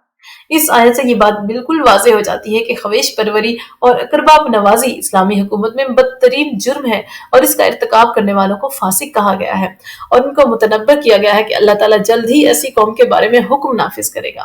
ایک اور بات جو اشارے کے طور پر اس آیت میں بیان ہوئی ہے وہ یہ ہے کہ جس قوم کے افراد ملی مفاد کی خاطر اپنے ذاتی فائدوں کو قربان نہیں کرتے تو ایسی قوم زیادہ عرصے تک برسر اقتدار نہیں رہ سکتی۔ اس کے علاوہ قرآن مجید بار بار آگاہ کرتا ہے کہ تمہارے مال اور تمہاری اولاد آزمائش ہے، اگر تم ان پر ریچھ گئے تو اس اجر عظیم کو ہرگز حاصل نہیں کر سکتے جس کا وعدہ تم سے اللہ نے کیا ہے۔ شورا، قرآن مجید نے خلفاء کو یہ تاکید کی ہے کہ وہ تمام امور مملکت میں مشورہ لیا کریں۔ مشورے کی اہمیت کا اندازہ اس بات سے لگایا جا سکتا ہے کہ قرآن کریم میں شورا کے نام سے ایک پوری سورت ہے۔ اسلامی حکومت کے پہلے سربراہ رسول کریم صلی اللہ علیہ وسلم کو یہ حکم دیا گیا ہے کہ شاورہم فی الامر فاذا عزمت فتوکل علی اللہ ان اللہ युहिब्बुल मुतवक्किलीन। इनसे मामलात में मशवरा लिया कीजिए और जब आप मशवरा कर लें तो अल्लाह पर तवक्कुल कीजिए, बेशक अल्लाह ताला तवक्कुल करने वालों को दोस्त रखता है। इस तरह तवक्कुल अल्लाह से कब्ल मामलात में मशवरा लेने पर जोर दिया है। दूसरे लफ्ज़ों में बगैर राय और मशवरे के तवक्कुल अल्लाह नामुकम्मल रहता है।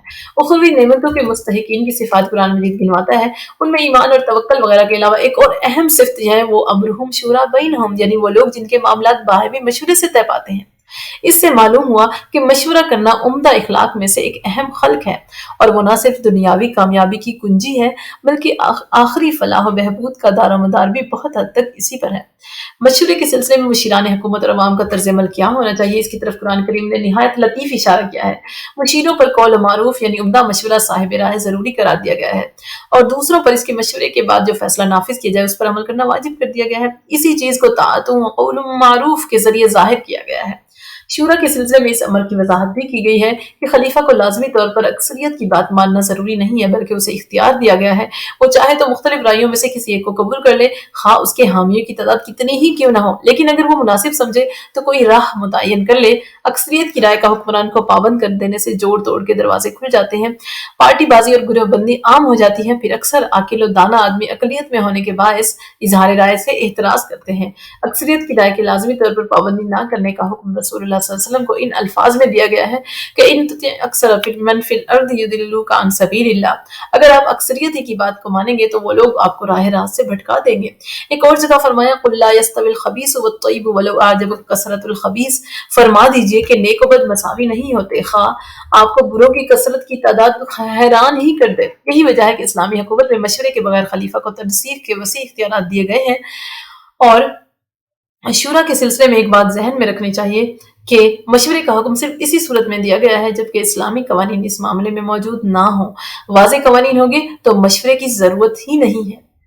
मजहब और सियासत, कुरान मजीद को ये इम्तियाज हासिल है कि इसने पहली बार दुनिया को सही मानों में ये बताया कि मजहब और सियासत जुदा ना होने वाली चीजें हैं। हत्ता कि यहूदियों में भी दीन और सियासत की अलहदगी मुसल्लम थी। हजरत दाऊद अलैहिस्सलाम की मौजूदगी में बनी इसराइल ने उनसे दरख्वास्त की कि वो जंग करने के लिए कोई बादशाह मुकर्रर कर दे। इस वाक़े को कुरान करीम ने इस तरह बयान किया है कि क़ालन नबिय्यु लहुम बस लना मलकन नुकातिल फी सबीलिल्लाह, यहूदियों ने अपने एक नबी से कहा कि हमारे लिए एक बादशाह मुकर्रर कर दो जिसके साथ हम मिलकर खुदा की राह में जंग कर सकें। इस तरह यहूदियों में नबूवत और बादशाहत जुदा जुदा मनसब थे। ईसाईयत ने भी इसमें किसी किस्म की तब्दीली नहीं की। इनमें कैसर और कलीसा के दो अलग अलग इदारे बाकायदा तौर पर तस्लीम किए गए हैं, लेकिन इस्लाम में दीन और दुनिया, मजहब और सियासत लाजिम और मलजूम करार दिए गए हैं। मुसलमानों को जिस दुआ की तलकीन की गई है वो ये है कि रब्बना आतिना फिद दुनिया हसनतुम व फिल आखिरति हसना, गोया कामयाब जिंदगी का इन्हसार दुनियावी और उखरवी फलाह बहबूद पर है।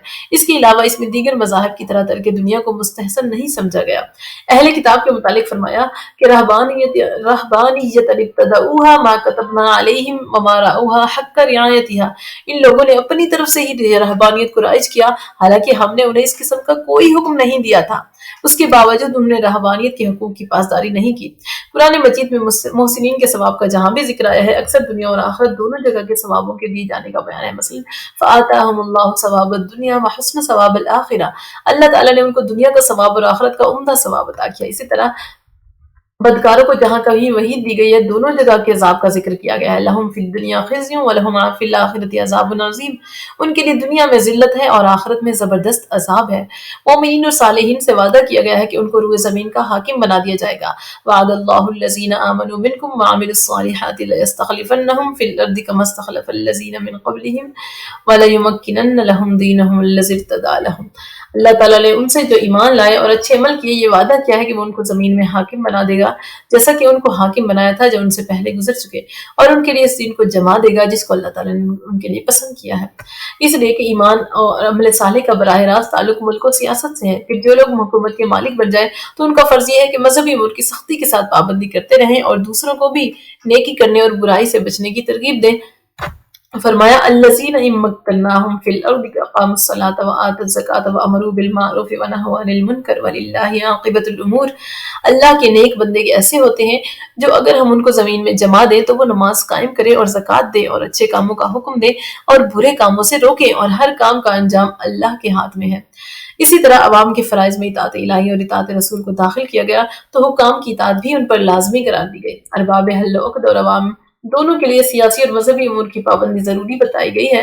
اس کے عائلی زندگی میں نکاح، طلاق، خلا اور اعلا وغیرہ کے متعلق احکامات، اس کے علاوہ لین دین اور دیگر معاملات کے بارے میں ہدایات سے بھی اس چیز کی وضاحت ہوتی ہے کہ اسلام میں دین اور دنیا دو الگ چیزیں نہیں ہیں بلکہ ایک ہی چیز کے دو نام ہیں، تو کم از کم ایک دوسرے سے ہرگز جدا نہیں کیے جا سکتے۔ پرانی حکومت کی نوعیت کیا ہے؟ اب اس سے ہم یہ نتیجہ نکال سکتے ہیں کہ پرانی حکومت میں حاکم اعلیٰ صرف اور صرف اللہ ہی کی ذات ہے، اس کو قانون سازی کے اختیارات حاصل ہیں، البتہ انسان کو خدا کا نائب ہونے کی حیثیت سے مملکت کے نظم و نسق میں تھوڑا بہت دخل حاصل ہے، لیکن صرف اسی حد تک کہ اللہ کے بتائے ہوئے قوانین کی پابندی کی جائے اور اس کے احکامات سے روگردانی نہ ہو۔ ایسی مملکت کے دائرۂ عمل میں دینی اور دنیوی امور دونوں شامل ہیں، لیکن اس کو اشتراکی حکومت کی نہج کا سمجھنا شدید غلطی ہے، کیونکہ اسلامی حکومت میں افراد کو ملت میں مدغم کرنے اور ہمگیر حکومت کے قیام کے باوجود بھی شخصی آزادی بحال رکھی گئی ہے۔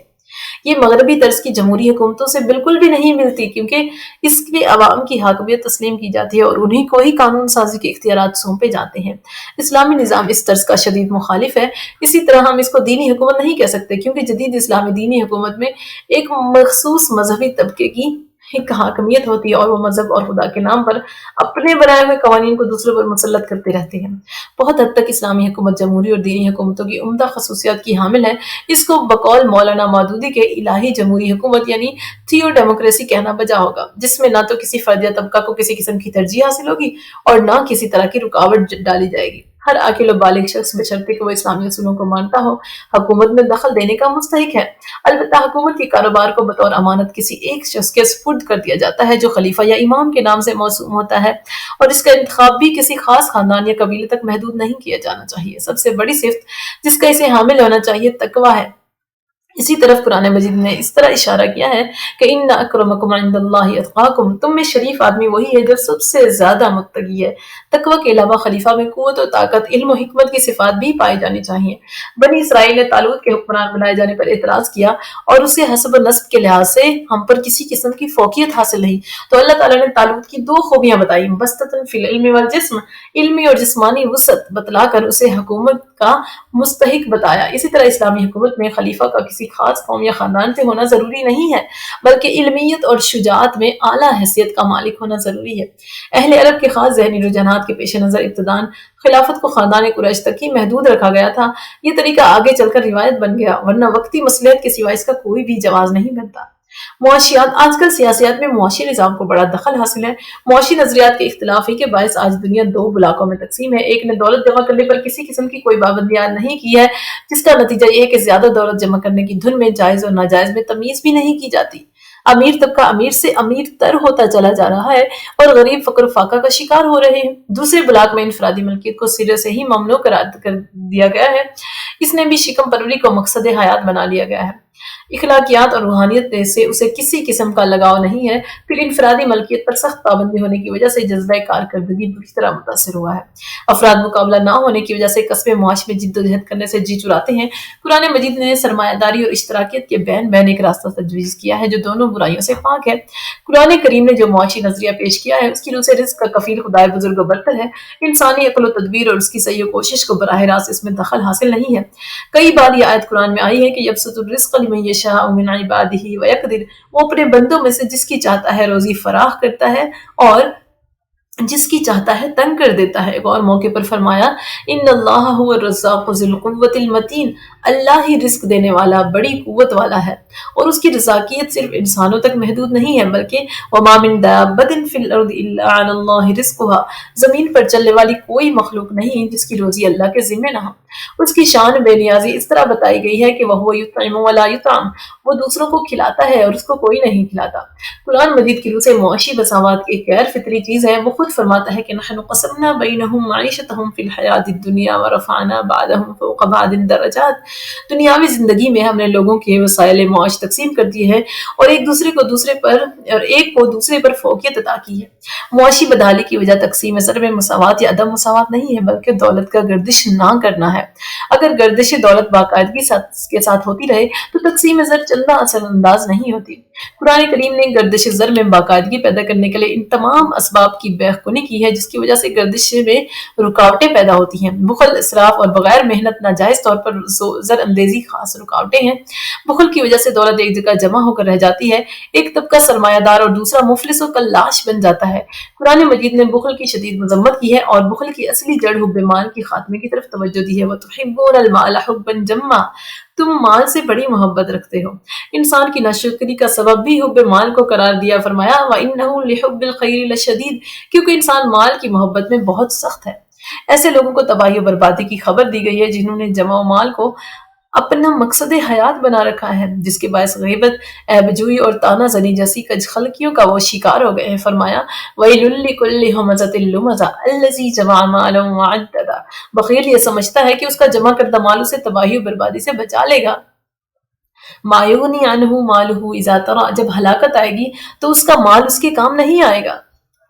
بخل کے متعلق بتلایا کہ جو لوگ اسے اپنے حق میں مفید سمجھتے ہیں وہ غلطی پر ہیں۔ وَلَا تَحْسَبَنَّ الَّذِينَ يَبْخَلُونَ بِمَا آتَاهُمُ اللَّهُ مِنْ فَضْلِهِ هُوَ خَيْرٌ لَهُمْ بَلْ هُوَ شَرٌّ لَهُمْ، جو لوگ اس مال میں سے جو اللہ نے انہیں اپنے فضل سے دیا ہے بخل کرتے ہیں، اس خیال میں نہ رہیں کہ یہ مال ان کے حق میں بہتر ہوگا بلکہ ان کے حق میں بدتر ہوگا۔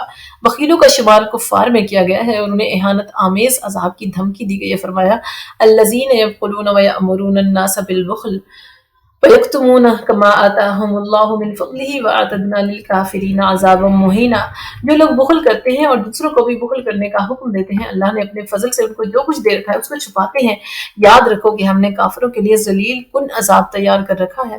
اس سے بھی بڑھ کر زر اندازی کرنے والوں کو ان الفاظ میں وعید سنائی گئی ہے کہ الَّذِينَ يَكْنِزُونَ الذَّهَبَ وَالْفِضَّةَ وَلَا يُنْفِقُونَهَا فِي سَبِيلِ اللَّهِ فَبَشِّرْهُم بِعَذَابٍ أَلِيمٍ يَوْمَ يُحْمَىٰ عَلَيْهَا فِي نَارِ جَهَنَّمَ فَتُقْوَىٰ بِهَا جِبَاهُهُمْ وَجُنُوبُهُمْ وَظُهُورُهُمْ هَٰذَا مَا كَنَزْتُمْ لِأَنفُسِكُمْ فَذُوقُوا مَا كُنتُمْ تَكْنِزُونَ۔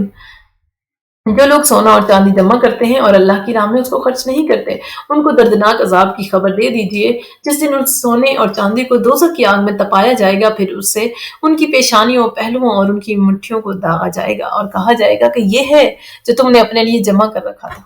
بخل کی طرح اسراف اور فضول خرچی بھی گردش دولت پر اثر ڈالتی ہے، معاشی توازن کے بگاڑنے میں وہ کسی حالت میں بخیلی سے پیچھے نہیں ہے۔ یہی وجہ ہے کہ قرآن کریم نے جہاں مسلمانوں کو بخل سے منع کیا ہے وہاں فضول خرچی سے بھی ان کو باز رکھا ہے۔ فرمایا کلوا واشربوا ولا تسرفوا انہ لا يحب المسرفین، کھاؤ پیو اور فضول خرچی سے کام نہ لو کہ اللہ فضول خرچوں کو پسند نہیں کرتا۔ ایک اور موقع پر جہاں عزیز و اقارب کی مالی امداد کی تاکید کی ہے، فضول خرچی کرنے سے اس طرح منع فرمایا ہے کہ آتی ذی القربیٰ حقہ والمسکین وابن السبیل ولا تبذر تبذیرا، رشتہ داروں، غریبوں اور مسافروں کو ان کا حق دو اور فضول خرچی نہ کرو۔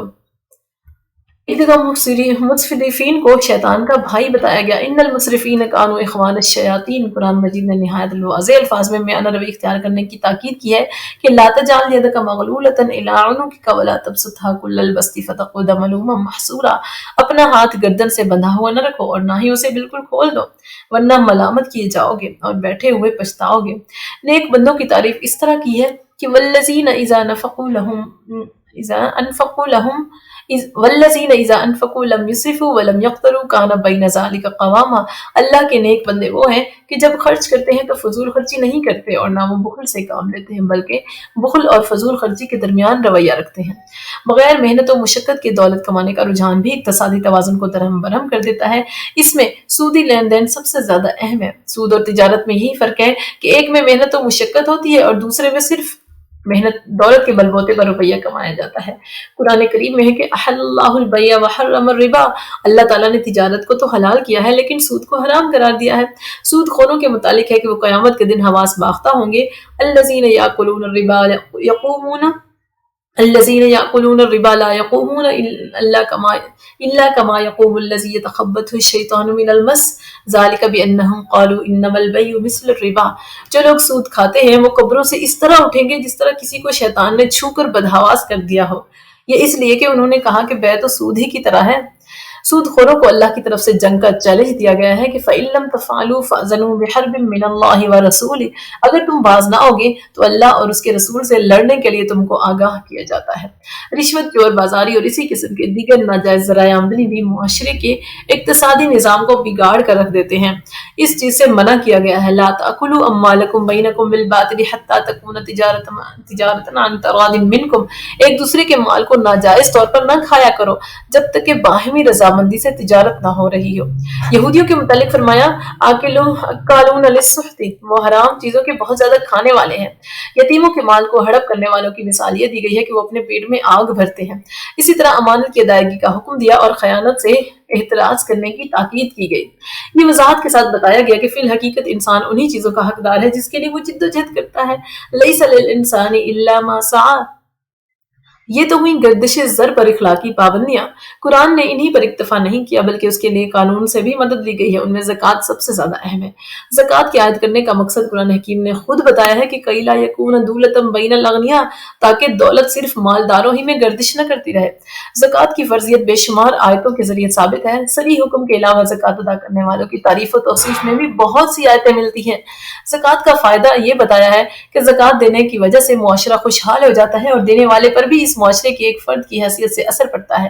اس کی طرف قرآن نے بڑے لطیف انداز میں اشارہ کیا ہے کہ وَمَا أُوتِيتُم مِّن زَكَاةٍ تُرِيدُونَ وَجْهَ اللَّهِ فَأُولَٰئِكَ هُمُ الْمُضْعَفُونَ، جو زکوٰۃ تم اللہ کی خوشنودی حاصل کرنے کے لیے دیتے ہو تو ایسے ہی لوگ اپنے مال کو دگنا کرنے والے ہیں۔ زکوٰۃ کے ذریعے اقتصادی نظام کی اصلاح ہوتی ہے، اس لیے ایک تو رسول اللہ صلی اللہ علیہ وسلم کو حکم دیا گیا کہ خذ من اموالہم صدقۃ تطہرہم وتزکیہم، آپ مسلمانوں کے مال میں سے صدقات وصول کریں اور ان کو پاک و صاف کریں۔ قرآن مجید نے زکوٰۃ کی شرح اور نصاب پر کوئی روشنی نہیں ڈالی، غالباً اس سے مقصود صرف یہ ہے کہ شرح کا تعین اور مال کی کم از کم مقدار جس پر زکوٰۃ واجب الادا ہے، اس کا تعین اسلامی حکومت کے اختیار میں دیا گیا ہے۔ البتہ احادیث میں جو شرح بتائی گئی ہے وہ کم از کم شرح ہے، جس سے کم کرنے کا حق اسلامی حکومت کو نہیں ہے، کیونکہ قرآن حکیم تمام فاضل رقم کو خرچ کرنے کا حکم دیتا ہے۔ یسألونک ماذا ينفقون قل العفو، لوگ آپ سے پوچھتے ہیں کہ کیا خرچ کریں، کتنی رقم خرچ کریں، کہہ دیجئے کہ جو کچھ تمہارے اخراجات سے بڑھ جائے۔ زکوٰۃ کے علاوہ میراث کو بھی گردش ثروت کا ایک قانونی ذریعہ بنایا گیا ہے۔ قرآنی قانون وراثت کی روح سے بیٹا اور بیٹی کے علاوہ میاں بیوی، بھائی بہن اور دیگر عزیز دار بھی ترکے کے حقدار ہیں۔ اس سے مقصد یہ ہے کہ ان تمام پابندیوں کے باوجود بھی کوئی شخص دولت سمیٹ کر بیٹھ بھی جائے تو اس کی آنکھ بند ہوتے ہی اس کی تمام دولت جائیداد متعدد لوگوں میں تقسیم ہو جائے گی۔ اس طرح ایک عارضی رکاوٹ کے بعد دولت پھر گردش میں آ جائے گی۔ اس طرح قرآن کے معاشی نظام کی سب سے بڑی خصوصیت یہ ہے کہ اشتراکیت کے برعکس انفرادی ملکیت پر کسی قسم کی پابندی عائد نہیں کی گئی، تاکہ ہر شخص اپنی خداداد صلاحیتوں کو بروکار لا کر سرگرم عمل رہے۔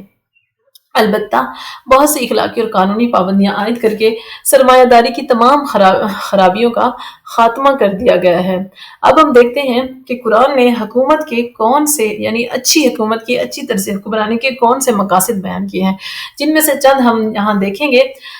تو قرآن کریم نے حکومت کے مقاصد کھول کھول کر بیان فرما دیے ہیں۔ قرآن مجید میں اللہ تعالیٰ کا ارشاد ہے الذین ان مکناہم فی الارض اقاموا الصلاۃ وآتوا الزکاۃ وامروا بالمعروف ونہوا عن المنکر وللہ عاقبۃ الامور، یہ وہ لوگ ہیں کہ اگر ہم انہیں زمین میں اقتدار ادا کریں تو یہ نماز قائم کریں اور زکوٰۃ ادا کریں اور نیکی کا حکم دیں اور برائی سے روکیں، اور تمام معاملات کا انجام اللہ ہی کے قبضے میں ہے۔ اور قرآن کریم نے اس طرح واضح فرما دیا کہ حکومت کے مقاصد محض یہ نہیں ہے کہ خوشی حاصل ہو، جیسے کہ حکومت کے بعض نظریات میں کہا گیا ہے، کیونکہ خوشی تو ایک مبہم چیز ہے اور مختلف طبیعتوں کے لحاظ سے مختلف چیزوں میں خوشی حاصل ہو سکتی ہے۔ چنانچہ مجرم ذہنیتوں کو جرم کر کے خوشی حاصل ہوتی ہے، لہٰذا ایک ڈھیلا ڈالا لفظ ہے جس میں ہر برائی کو چھپایا جا سکتا ہے۔ قرآن کریم نے ایک اچھی حکومت کے جو مقاصد بیان کیے ہیں، اچھی طرز حکمرانی کے، اگر ان پر غور کیا جائے تو در حقیقت وہی حکومت کے اصل مقصد کو پورا کرتے ہیں۔ سب سے پہلا مقصد جو ہے اقامت الصلاۃ ہے، ان میں سب سے پہلے اقامت الصلاۃ کو ذکر کیا گیا ہے۔ سیکولر ذہنیت شاید اس بات کو سیاست سے بے تعلق قرار دے، لیکن حقیقت وہی ہے جو قرآن میں بیان کی گئی ہے، کیونکہ افراد کے اوپر ایک حیت حاکمہ کی ضرورت اس لیے تو ہے کہ اگر ہر فرد کو اپنی خوشی حاصل کرنے کے لیے بے مہار چھوڑ دیا جائے تو شدید افراتفری پھیل سکتی ہے، لہٰذا حکومت کی ضرورت اس لیے ہے کہ وہ لوگوں کو ایک نظم و ضبط کا پابند بنائے، لیکن ظاہر ہے کہ صرف قانون کے ڈنڈے کے زور پر لوگوں کو کسی نظم و ضبط کا پابند نہیں بنایا جا سکتا۔ ان کے لیے ان کی ذہنی تربیت کی ضرورت ہے، جس کا سب سے مؤثر طریقہ یہ ہے کہ ان کے دلوں میں اللہ کے سامنے پیش ہو کر اپنے ہر عمل کی جواب دہی کا احساس پیدا کیا جائے، کیونکہ یہی وہ احساس ہے جو انسان پر رات کی تاریکی اور جنگل کی تنہائی میں بھی پہرا بٹھاتا ہے۔ اس احساس کو ہر وقت پیش نظر رکھنے کے لیے نماز کی پابندی نہایت اہم کردار ادا کرتی ہے۔ اس لیے اچھے حکمرانوں کے مقاصد میں سب سے پہلے نماز قائم کرنے کا ذکر فرمایا گیا ہے۔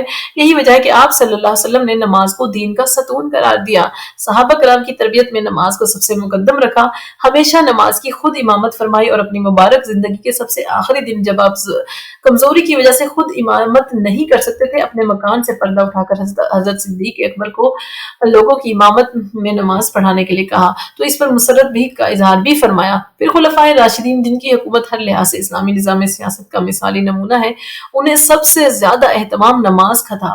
وہ بھی خود نمازوں کی امامت فرماتے رہے، یہاں تک کہ امیر حکومت کے ساتھ نماز کی امامت اس طرح لازم و ملزوم ہو گئی کہ امیر حکومت کا نام بھی امام قرار پایا، اور امامت نماز کو اسلامی لٹریچر میں امامت سورہ اور حکومت کی سربراہی کو امامت کبریٰ قرار دیا گیا ہے۔ خلفائے راشدین نے اپنے ماتحتوں کو نماز کی خصوصی اہتمام کی نہ صرف تلقین فرمائی، بلکہ اسے ان کے فرائض منصبی میں سب سے اہم فریضہ قرار دیا۔ امام مالک رحمۃ اللہ علیہ نے اپنی موطا میں یہ روایت نقل فرمائی ہے کہ حضرت عبداللہ بن عمر کے آزاد کردہ غلام حضرت نافع روایت کرتے ہیں کہ حضرت عمر بن خطاب نے اپنے گورنروں کو یہ خط لکھا کہ میرے نزدیک تمہارے تمام کاموں میں سب سے اہم چیز نماز ہے، لہٰذا جو کوئی اس کی حفاظت کرے گا اور اس کی پابندی کرے گا وہ اپنے دین کی حفاظت کرے گا، اور جو کوئی نماز کو برباد کرے گا اسے دوسرے کام زیادہ برباد ہوں گے۔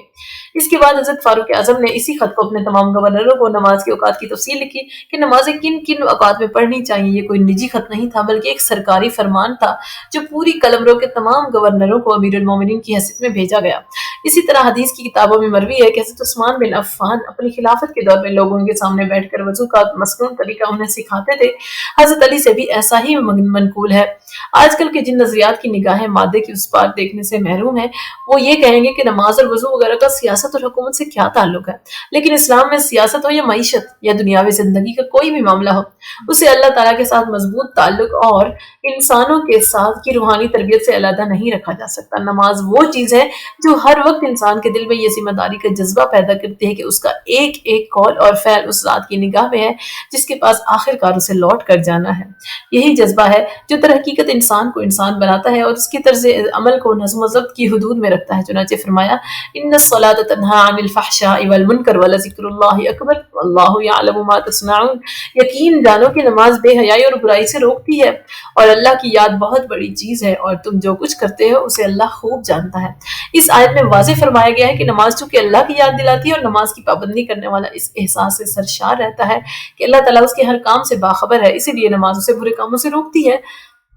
اب جو لوگ ان باتوں کو اصولی طور پر ماننے کے قائل نہیں ہیں، وہ بعض اوقات یہ مثالیں دینا شروع کر دیتے ہیں کہ فلاں شخص نماز کا پابند تھا مگر فلاں فلاں غلط کام کرتا تھا۔ اول تو اس قسم کی مثالیں پیش کرنے میں عموماً جھوٹ سے کام لیا جاتا ہے۔ دوسرے نمازیوں اور بے نمازیوں کا مقابلہ اکا دکا مثالوں کی بنیاد پر نہیں، اکثریت کی بنیاد پر کرنا چاہیے۔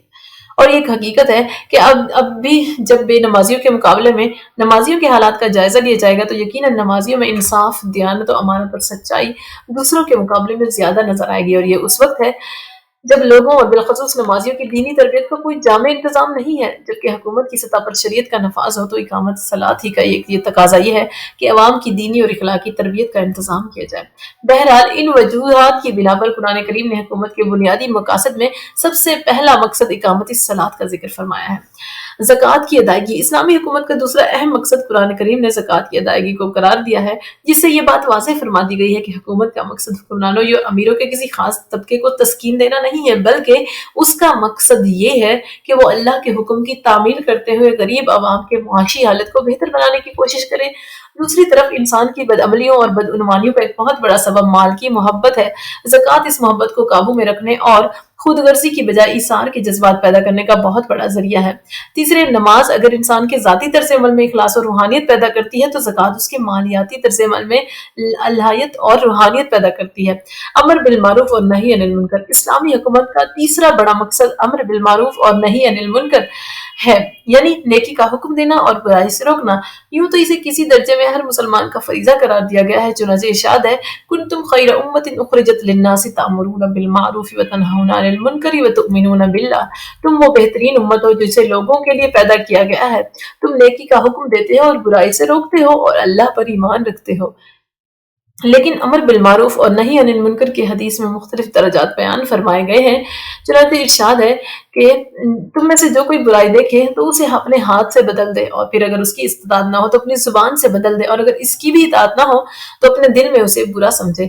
ان درجات میں فقہائے کرام نے یہ تفصیل بیان فرمائی ہے کہ زبان سے برائی کو بدلنے کی کوشش تو ہر مسلمان کے لیے ہے، بشرطے کہ اس کے نتیجے میں کوئی ناقابل برداشت تکلیف پہنچنے کا ڈر نہ ہو، کیونکہ ایک دوسری حدیث میں یہی ارشاد فرمایا گیا ہے۔ حضرت عبداللہ بن عمر فرماتے ہیں کہ میں نے حجاج بن یوسف سے ایک ایسی بات سنی جسے میں نے برا سمجھا، اور میرے دل میں خیال ہے کہ میں زبان سے اس کی تردید کروں، لیکن پھر مجھے آپ کا یہ ارشاد یاد آیا کہ یعنی مومن کو نہیں چاہیے کہ اپنے آپ کو ذلیل کرے، تو میں نے پوچھا کہ اپنے نفس کو کیسے ذلیل کرے، تو آپ نے فرمایا کہ یعنی کسی ایسی بلا کا سامنا کرے جس کی وہ طاقت نہ رکھتا ہو، البتہ دل میں برا سمجھنا تو ہر ایک کے لیے ہے۔ اور یہاں بعض علماء نے یہ نکتہ بھی بیان فرمایا ہے کہ دل سے برا سمجھنے کو بھی حدیث میں فَلْيُغَيِّرْ کے تحت ہی ذکر فرمایا ہے، جس کا مطلب یہ ہے کہ وہ دل سے ہی اسے بدل دے، اور اس میں یہ اشارہ بھی ہے کہ اس برائی کو دل سے اتنا برا سمجھے کہ اس کے دل میں ایسی کڑن اور بے چینی پیدا کر دے جو اسے زبان سے اس برائی کے اظہار اور اس کے خلاف جد و جہد پر آمادہ کر دے، یہاں تک کہ وہ برائی ختم ہو جائے۔ البتہ جہاں تک کسی برائی کو ہاتھ سے روکنے کا تعلق ہے تو اس کے مخاطب اصحاب اقتدار ہیں، چنانچہ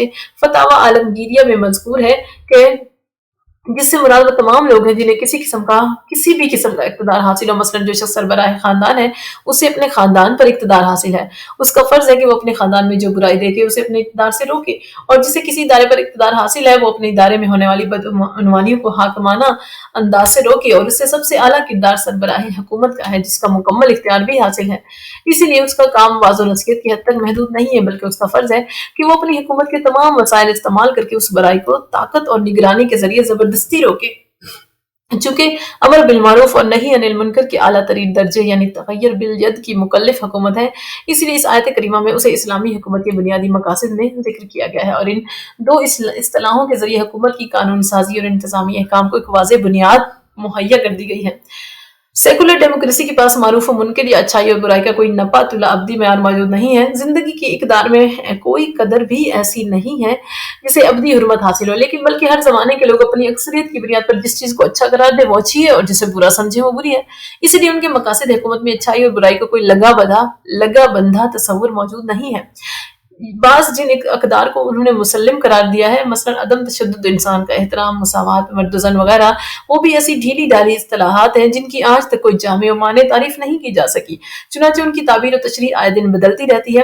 اس کے برخلاف قرآن کریم نے جس چیز کو معروف یا منکر قرار دیا ہے اس کے دو حصے ہیں۔ ایک معروف و منکر کا وہ حصہ ہے جسے وحی الہی نے متعین فرما دیا، چاہے وہ تعین قرآن کریم کی وحی متلو کے ذریعے کی گئی ہو اور چاہے سنت کے ذریعے۔ یہ معروف و منکر کے وہ احکام ہیں جو ابدی حرمت کے حامل ہیں اور زمانے کے تغیر سے ان میں کوئی فرق نہیں پڑتا۔ معروف و منکر کا دوسرا حصہ وہ ہے جس کو وحی الہی نے خود متعین فرمانے کی بجائے مسلمانوں کے اجتماعی ضمیر پر چھوڑا ہے، چنانچہ فرمایا گیا ہے کہ جس بات کو سب مسلمان اچھا سمجھے وہ اچھی ہے اور جس کو برا سمجھے وہ بری ہے۔ اس مقولے کے بارے میں اگرچہ محدثین نے فرمایا ہے کہ در حقیقت یہ حضرت عبداللہ بن مسعود کا ارشاد ہے، اور علامہ ابن جوزی نے المتناہیہ میں اس کا جو طریقہ مرفوع نقل کیا ہے اس کی سند میں ایک واضح حدیث موجود ہے، لیکن ساتھ ہی فقہاء اور اصولین نے اس کو مرفوع کے طور پر شاید اس میں ذکر کیا ہے کہ اگر کوئی صحابی ایسی بات کہے جو غیر مدرک بالقیاس ہو، یعنی اس کے بارے میں یہ تصور کرنا مشکل ہو کہ اس نے صرف اپنی رائے کی بنیاد پر کہی ہے، یا تو اسے بھی مرفوع کے حکم میں سمجھا جائے گا، یعنی یہ سمجھا جائے گا کہ یہ بات صحابی نے خود آپ صلی اللہ علیہ وسلم سے سن کر ہی کہی ہوگی۔ اس بنا پر اس مقولے کو تمام فقہاء نے ایک مسلم اصول کے طور پر قبول کیا ہے، لیکن اس بات پر بھی سب متفق ہیں کہ اس سے مراد وہ امور ہیں جو قرآن و سنت میں منصوص نہ ہو، یعنی ان کے بارے میں قرآن و سنت نے کوئی صریح یا دو ٹوک حکم نہ دیا ہو۔ اور اس کی وجہ بھی ظاہر ہے کہ جس چیز کو قرآن و سنت نے برا قرار دیا ہے اسے تمام مسلمان مل کر بھی اچھا قرار نہیں دے سکتے، اسی طرح جس چیز کو قرآن نے اچھا قرار دیا ہو اسے تمام مسلمان مل کر بھی برا قرار نہیں دے سکتے۔ اس سے یہ بات بھی واضح ہو گئی کہ اسلام نے خیر و شر کی دو واضح قسمیں بیان کر دی ہیں، ایک خیر مطلق یعنی ایبسلیوٹ ورچو، اور شر مطلق یعنی ایبسلیوٹ ایول ہے جس کی حیثیت میں کبھی کوئی تبدیلی نہیں ہو سکتی، اور یہ وہ چیزیں ہیں جنہیں قرآن یا سنت نے خیر یا شر قرار دے دیا ہے، اور وہ ہمیشہ قرآن و سنت کی ہدایت کے مطابق خیر یا شر ہی رہیں گی اور انسانوں کی کوئی سوچ یا قانون سازی اس میں کوئی تبدیلی نہیں کر سکتی۔ مثلا نماز کی فرضیت، شراب، خنزیر اور سود کی حرمت وغیرہ، اور خیر و شر کی دوسری قسم وہ ہے جسے اسلام نے امت اسلامی کے اجتماعی ضمیر پر چھوڑ دیا ہے کہ وہ اس دائرے میں اپنے لیے خیر و شر کا تعین باہمی مشورے کے ذریعے قبول کر سکتے ہیں۔ یہ وہ امور ہیں جن کو شریعت نے مباحات کے دائرے میں رکھا ہے اور انہیں حرام، مکروہ یا فرض و سنت قرار نہیں دیا۔ مثلا آباد کاری کے انداز، آبپاشی کے طریقے، ٹریفک اور یہ ایسی چیزیں ہیں جن کے تعین میں زمانے کے بدلتے ہوئے حالات، مختلف علاقوں کی ضروریات اور مختلف نسلوں کی نفسیات وغیرہ کے مطابق مناسب اور غیر مناسب کا تعین مختلف ہو سکتا ہے۔ اسی میں وہ احکام بھی داخل ہو جاتے ہیں جنہیں شریعت نے عرف اور رسم و رواج کو احکام کی تعین میں معتبر قرار دیا ہے۔ اس طرح اسلام نے سیکولر ڈیموکریسی کی طرح ہر معاملے کو تبدیلی حالات کی خرات پر گھسنے کی بجائے ہر بات کو اس کے اپنے مقام پر رکھا ہے۔ انسانی عقل کی حدود کو پیش نظر رکھتے ہوئے اسے کچھ ایسی اقدار کا پابند بنا دیا ہے جن کے بارے میں تنہا اس پر بھروسہ کیا جاتا تو وہ ٹھوکریں کھا سکتی تھی، اور دوسری طرف جو باتیں انسانی عقل اور تجربے کی گرفت میں آ سکتی تھیں ان میں اسے مقید رکھنے کی بجائے ایک وسیع دائرہ دے دیا ہے جس میں وہ اپنے حالات کے مطابق باہمی مشاورت سے اپنے لیے کوئی راہ عمل طے کر سکتی ہے۔ عدل و انصاف کا قیام۔ اسلامی حکومت کا پانچواں مقصد جو قرآن کریم نے بیان فرمایا ہے وہ عدل و انصاف کا قیام ہے۔ چنانچہ حضرت داؤد علیہ السلام سے خطاب کرتے ہوئے اللہ تعالیٰ نے ارشاد فرمایا، یا داؤد انا جعلناک خلیفۃ فی الارض فاحکم بین الناس بالحق ولا تتبع الہوی فیضلک عن سبیل اللہ۔ اے داؤد، ہم نے تمہیں زمین میں خلیفہ بنایا ہے، اس لیے تم لوگوں کے درمیان حق کا فیصلہ کرو اور خواہش کے پیچھے نہ چلو ورنہ وہ تمہیں اللہ کے راستے سے بھٹکا دے گی۔ یہاں حضرت داؤد علیہ السلام کو خلیفہ ہونے کے حوالے سے حق کا فیصلہ کرنے کا جو حکم دیا گیا ہے اس سے واضح فرما دیا گیا ہے کہ خلافت کے بنیادی مقاصد اور اس کے فرائض منصبی میں یہ بات داخل ہے کہ وہ اپنے عوام کے ساتھ حق اور انصاف کا معاملہ کرے۔ اس حق و انصاف کا معاملہ کرنے میں عدالت انصاف بھی داخل ہے اور انتظامی احکام کا حق و انصاف پر مبنی ہونا بھی داخل ہے۔ یہاں پھر اس بات کا اعادہ ضروری ہے کہ عدل و انصاف کی تشریح بھی یوں تو ہر شخص اپنی سمجھ کے مطابق کر سکتا ہے، لیکن قرآن کریم کی اصطلاح میں انصاف وہی ہے جسے اللہ اور اس کے رسول صلی اللہ علیہ وسلم انصاف قرار دیں، اور انصاف کی جو تشریح اللہ اور اس کے رسول کے احکام کے خلاف ہو وہ انصاف نہیں، خواہش کی پیروی ہے، جس کو اس آیت میں حق کا فیصلہ کرنے کی ضد کے طور پر ذکر فرمایا گیا ہے اور متنبہ فرمایا گیا ہے کہ وہ تمہیں اللہ کے راستے سے بھٹکا دے گی۔ لہٰذا اگر کوئی فیصلہ اللہ کے نازل کیے ہوئے احکام کے خلاف کیا جائے تو وہ ظلم نہیں، تو وہ انصاف نہیں بلکہ ظلم ہے۔ چنانچہ ارشاد ہوا، وَمَن لَّمْ يَحْكُم بِمَا أَنزَلَ اللَّهُ فَأُولَٰئِكَ هُمُ الظَّالِمُونَ، اور جو لوگ ان احکام کے مطابق فیصلہ نہ کریں جو اللہ نے نازل کیے ہیں تو وہی لوگ ظالم ہیں۔ اسی طرح ایک طرف تو حضور نبی کریم صلی اللہ علیہ وسلم سے ارشاد فرمایا گیا، وَإِنْ حَكَمْتَ فَاحْكُم بَيْنَهُم بِالْقِسْطِ إِنَّ اللَّهَ يُحِبُّ الْمُقْسِطِينَ، اور اگر تم ان کے درمیان فیصلہ کرو تو انصاف سے فیصلہ کرو، بے شک اللہ انصاف کرنے والوں سے محبت کرتا ہے۔ اور دوسری طرف آگے ارشاد فرما دیا گیا کہ فَاحْكُم بَيْنَهُم بِمَا أَنزَلَ اللَّهُ وَلَا تَتَّبِعْ أَهْوَاءَهُمْ، لہٰذا ان کے درمیان اس حکم کے مطابق فیصلہ کرو جو اللہ نے نازل کیا ہے اور ان لوگوں کی خواہش کے پیچھے مت چلو۔ خلاصہ یہ ہے کہ یوں تو ہر نظام حکومت زبان سے انصاف قائم کرنے کا دعویٰ کرتا ہے اور جو طریقہ اس نے اختیار کر لیا ہے اسی کو حق و انصاف سمجھتا ہے، لیکن حقیقی انصاف وہ ہے جسے اللہ تعالیٰ اور اس کے رسول نے انصاف قرار دیا ہو۔ اس کی ایک واضح مثال یہ ہے کہ سیکولر ڈیموکریسی بھی یہ دعویٰ کرتی ہے کہ وہ انصاف قائم کرنا چاہتی ہے، بلکہ اس کا یہ دعویٰ بڑے زور و شور سے پیش کیا جاتا ہے کہ قانون کی نظر میں سب برابر ہیں، لیکن عملاً صورتحال یہ ہے کہ بہت سے سیکولر جمہوری معاشرے میں سربراہ حکومت کو متعدد قوانین سے مستثنی قرار دیا گیا ہے اور ان کی دساتیر میں یہ دفعہ موجود ہے کہ سربراہ حکومت کے خلاف کوئی مقدمہ نہیں چلایا جا سکتا۔ سوال یہ ہے کہ یہ کہاں کا انصاف ہے، لیکن اس کی تائید میں بڑے بڑے دلائل پیش کیے گئے ہیں اور اس بات کو خلاف انصاف نہیں سمجھا جاتا۔ دوسری طرف یہ بات اسلام کے تصور عدل کے سراسر خلاف ہے۔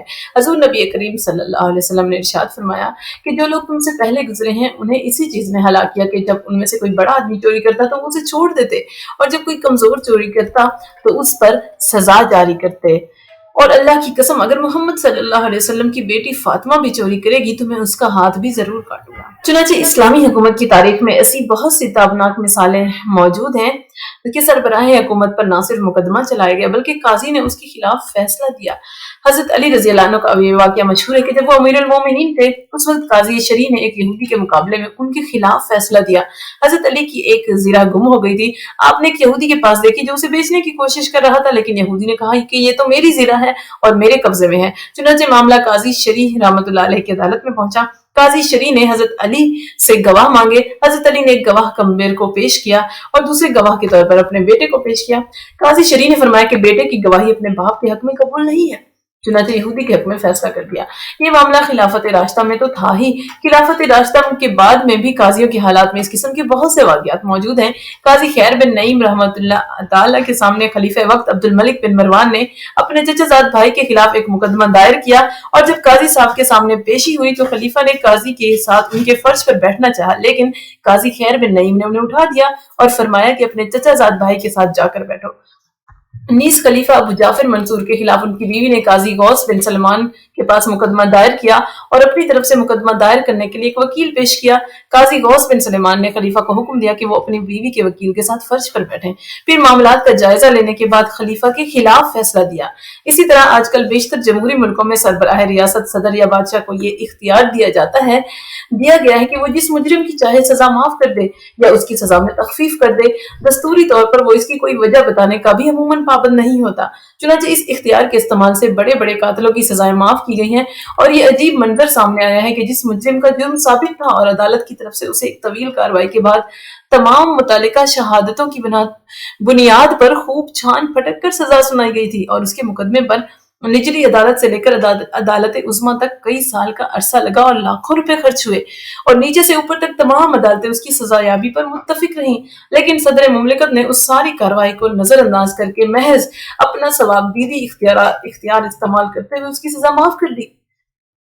یہ بات عدل و انصاف کے کس حد تک مطابق ہے، اور اس کا اندازہ کیا جا سکتا ہے کہ آپ صلی اللہ علیہ وسلم کا جو ارشاد اوپر نقل کیا گیا ہے کہ وہ ایک ایسے موقع پر ارشاد فرمایا تھا جب ایک قبیلے کی ایک بااثر عورت کو چوری کی سزا ہوئی تھی، اور اس کے قبیلے والوں نے آپ کے محبوب صحابی حضرت اسامہ بن زید کے ذریعے یہ سفارش کرائی تھی کہ اس عورت کی سزا معاف کر دی جائے، لیکن آپ نے اس بات پر شدید ناراضی کا اظہار فرمایا اور فرمایا کہ اگر اس کی جگہ میری بیٹی بھی ہوتی تو میں اس کا ہاتھ بھی کاٹ دیتا۔ اس کے علاوہ موجودہ سیکولر ڈیموکریسی کا دعویٰ کرنے والے اکثر ممالک میں شخصی قوانین کے معاملے میں بھی تمام باشندوں کو بلا لحاظ مذہب ایک ہی قانون کا پابند بنا دیا جاتا ہے، جس کا نتیجہ یہ ہے کہ نکاح و طلاق اور میراث و وصیت کے معاملات میں بہت سے باشندے اپنے مذہب کے خلاف عمل کرنے پر مجبور ہو جاتے ہیں۔ یعنی ایک طرف تو سیکولرزم کا دعویٰ ہے کہ اس کے تحت ہر مذہب والے کو اپنے مذہب پر عمل کرنے کی آزادی حاصل ہے، لیکن عمل یہ ہے کہ کوئی مذہب والا نکاح و طلاق اور وراثت و وصیت کے معاملے میں اپنے مذہب پر عمل نہیں کر سکتا۔ چنانچہ مغربی ممالک میں مسلمانوں کو مجبور کیا جاتا ہے کہ وہ ان معاملات میں بھی ملکی قوانین پر عمل کریں، چاہے وہ ان کے دین کے خلاف ہوں، جو صریح ناانصافی ہے۔ دوسری طرف اسلامی حکومت ہر مذہب والے کو یہ آزادی دیتی ہے کہ وہ ان معاملات میں اپنے مذہب پر عمل کرے، چنانچہ فرمایا گیا کہ ان کو اپنے مذہب پر عمل کرنے دو۔ اسلامی حکومت کے تحت غیر مسلم باشندے ملک کے عام قوانین کی حد تک تو ملکی قوانین کے پابند ہوتے ہیں، لیکن نکاح و طلاق اور وراثت کا تعلق چونکہ انسان کے عقیدے اور مذہب سے ہوتا ہے، اس لیے اس میں انہیں اپنے مذہب پر عمل کرنے کی مکمل آزادی دے دی گئی۔ خلافت ایک مسئولیت ہے، حق نہیں۔ قرآن و سنت کی تعلیمات یہ ہیں کہ حکومت ایک مسئولیت ہے، یعنی اس کے بارے میں سوال ہوگا، پوچھ گچھ ہوگی۔ کوئی ایسا حق نہیں ہے جسے حاصل کرنے کے لیے انسان جد و جہد کرے۔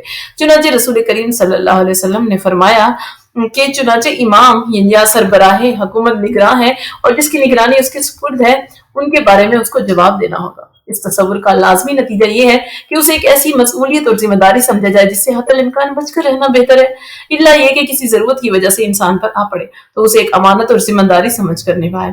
چنانچہ حدیث میں ہے کہ حضرت ابو ذر غفاری نے حضور اکرم صلی اللہ علیہ وسلم سے خواہش ظاہر کی کہ انہیں کسی جگہ کی حکومت سونپ دی جائے۔ اس پر آپ نے ارشاد فرمایا کہ اے ابو ذر، تم کمزور ہو اور یہ حکومت ایک امانت ہے، اور قیامت کے دن رسوائی اور پیشمانی، الا یہ کہ کوئی شخص برحق طریقے سے یہ امانت لے اور اس پر اس کے جو حقوق عائد ہوتے ہیں انہیں ٹھیک ٹھیک ادا کرے۔ اور ابو داؤد کی روایت میں ہے کہ آپ نے ارشاد فرمایا کہ اے ابو ذر، میں تمہیں کمزور دیکھتا ہوں اور میں تمہارے لیے وہی پسند کرتا ہوں جو اپنے لیے پسند کرتا ہوں۔ تم کبھی دو آدمیوں پر بھی امیر نہ بننا اور نہ کسی یتیم کے مال کی ذمہ داری قبول کرنا۔ اور حضرت ابو ہریرہ سے روایت ہے کہ حضور اکرم صلی اللہ علیہ وسلم نے ارشاد فرمایا کہ یقیناً تم لوگ امیر بننے کی حرص کرو گے، حالانکہ وہ قیامت کے دن پریشانی پیشمانی کا باعث ہوگی، کیونکہ وہ دودھ پلانے والی تو بہت اچھی ہے لیکن دودھ چھڑانے والی بہت بری۔ مطلب یہ ہے کہ جب کسی کو عمارت یا حکومت حاصل ہوتی ہے تو شروع میں بہت اچھی لگتی ہے، لیکن جب اس کا محاسبہ ہوتا ہے تو چاہے دنیا میں ہو یا آخرت میں، تو اس وقت پتہ چلتا ہے کہ یہ کتنی مشکل ذمہ داری تھی۔ اسی لیے حضور اکرم صلی اللہ علیہ وسلم نے حضرت مقدام بن مادی کرب رضی اللہ عنہ کے کندھوں پر ہاتھ رکھ کر فرمایا کہ اے قدیم، اگر تمہیں ایسی حالت میں موت آئے کہ نہ تم کبھی امیر بنے ہو، نہ حکومت کے کاتب اور نہ کبھی کسی قوم کے نمائندے، تو تم کامیاب ہو گئے۔ آج کی دنیا میں حکمرانی کو ایک حق اور ایک مفاد سمجھا جاتا ہے، لہٰذا اگر کوئی حاکم بنے گا تو اسے خوش نصیب سمجھا جاتا ہے، اور اگر کسی کو یہ منصب نہ مل سکا تو وہ محروم رہ گیا۔ لیکن قرآن اور سنت پہلے ہی قدم پر انسان کو متنبع کرتے ہیں کہ اسے کوئی مفاد نہ سمجھا جائے، یہ پھولوں کی سیج نہیں بلکہ کانٹوں کا بستر ہے۔ اسی لیے تو خلفائے راشدین اس ذمہ داری سے لرزتے رہتے تھے۔ حضرت عمر کا یہ مقولہ مشہور ہے کہ اگر دریائے فرات کے کنارے کوئی اونٹ بھی ضائع ہو کر مر گیا تو مجھے ڈر ہے کہ اللہ تعالیٰ مجھ سے اس کے بارے میں سوال کرے گا۔ نیز شہادت سے ذرا پہلے حضرت فاروق اعظم رضی اللہ عنہ سے لوگوں نے ان کی تعریف کی تو آپ نے فرمایا کہ میری خواہش تو یہ ہے کہ میں اس حکومت کی ذمہ داری سے برابر چھوٹ جاؤں کہ نہ مجھ سے کوئی گرفت ہو اور نہ مجھے کوئی ثواب ملے۔ بلکہ تاریخ طبری میں مذکور ہے کہ اس موقع پر ایک شخص نے حضرت عمر کو یہ تجویز پیش کی کہ وہ اپنے بعد اپنے بیٹے عبداللہ بن عمر کو خلیفہ بنا جائے، تو اس پر انہوں نے ناراضی کا اظہار فرمایا اور پہلے تو یہ کہا کہ میں ایسے شخص کو کیسے امیر بنا دوں جو اپنی بیوی کو ٹھیک طریقے سے طلاق بھی نہ دے سکا۔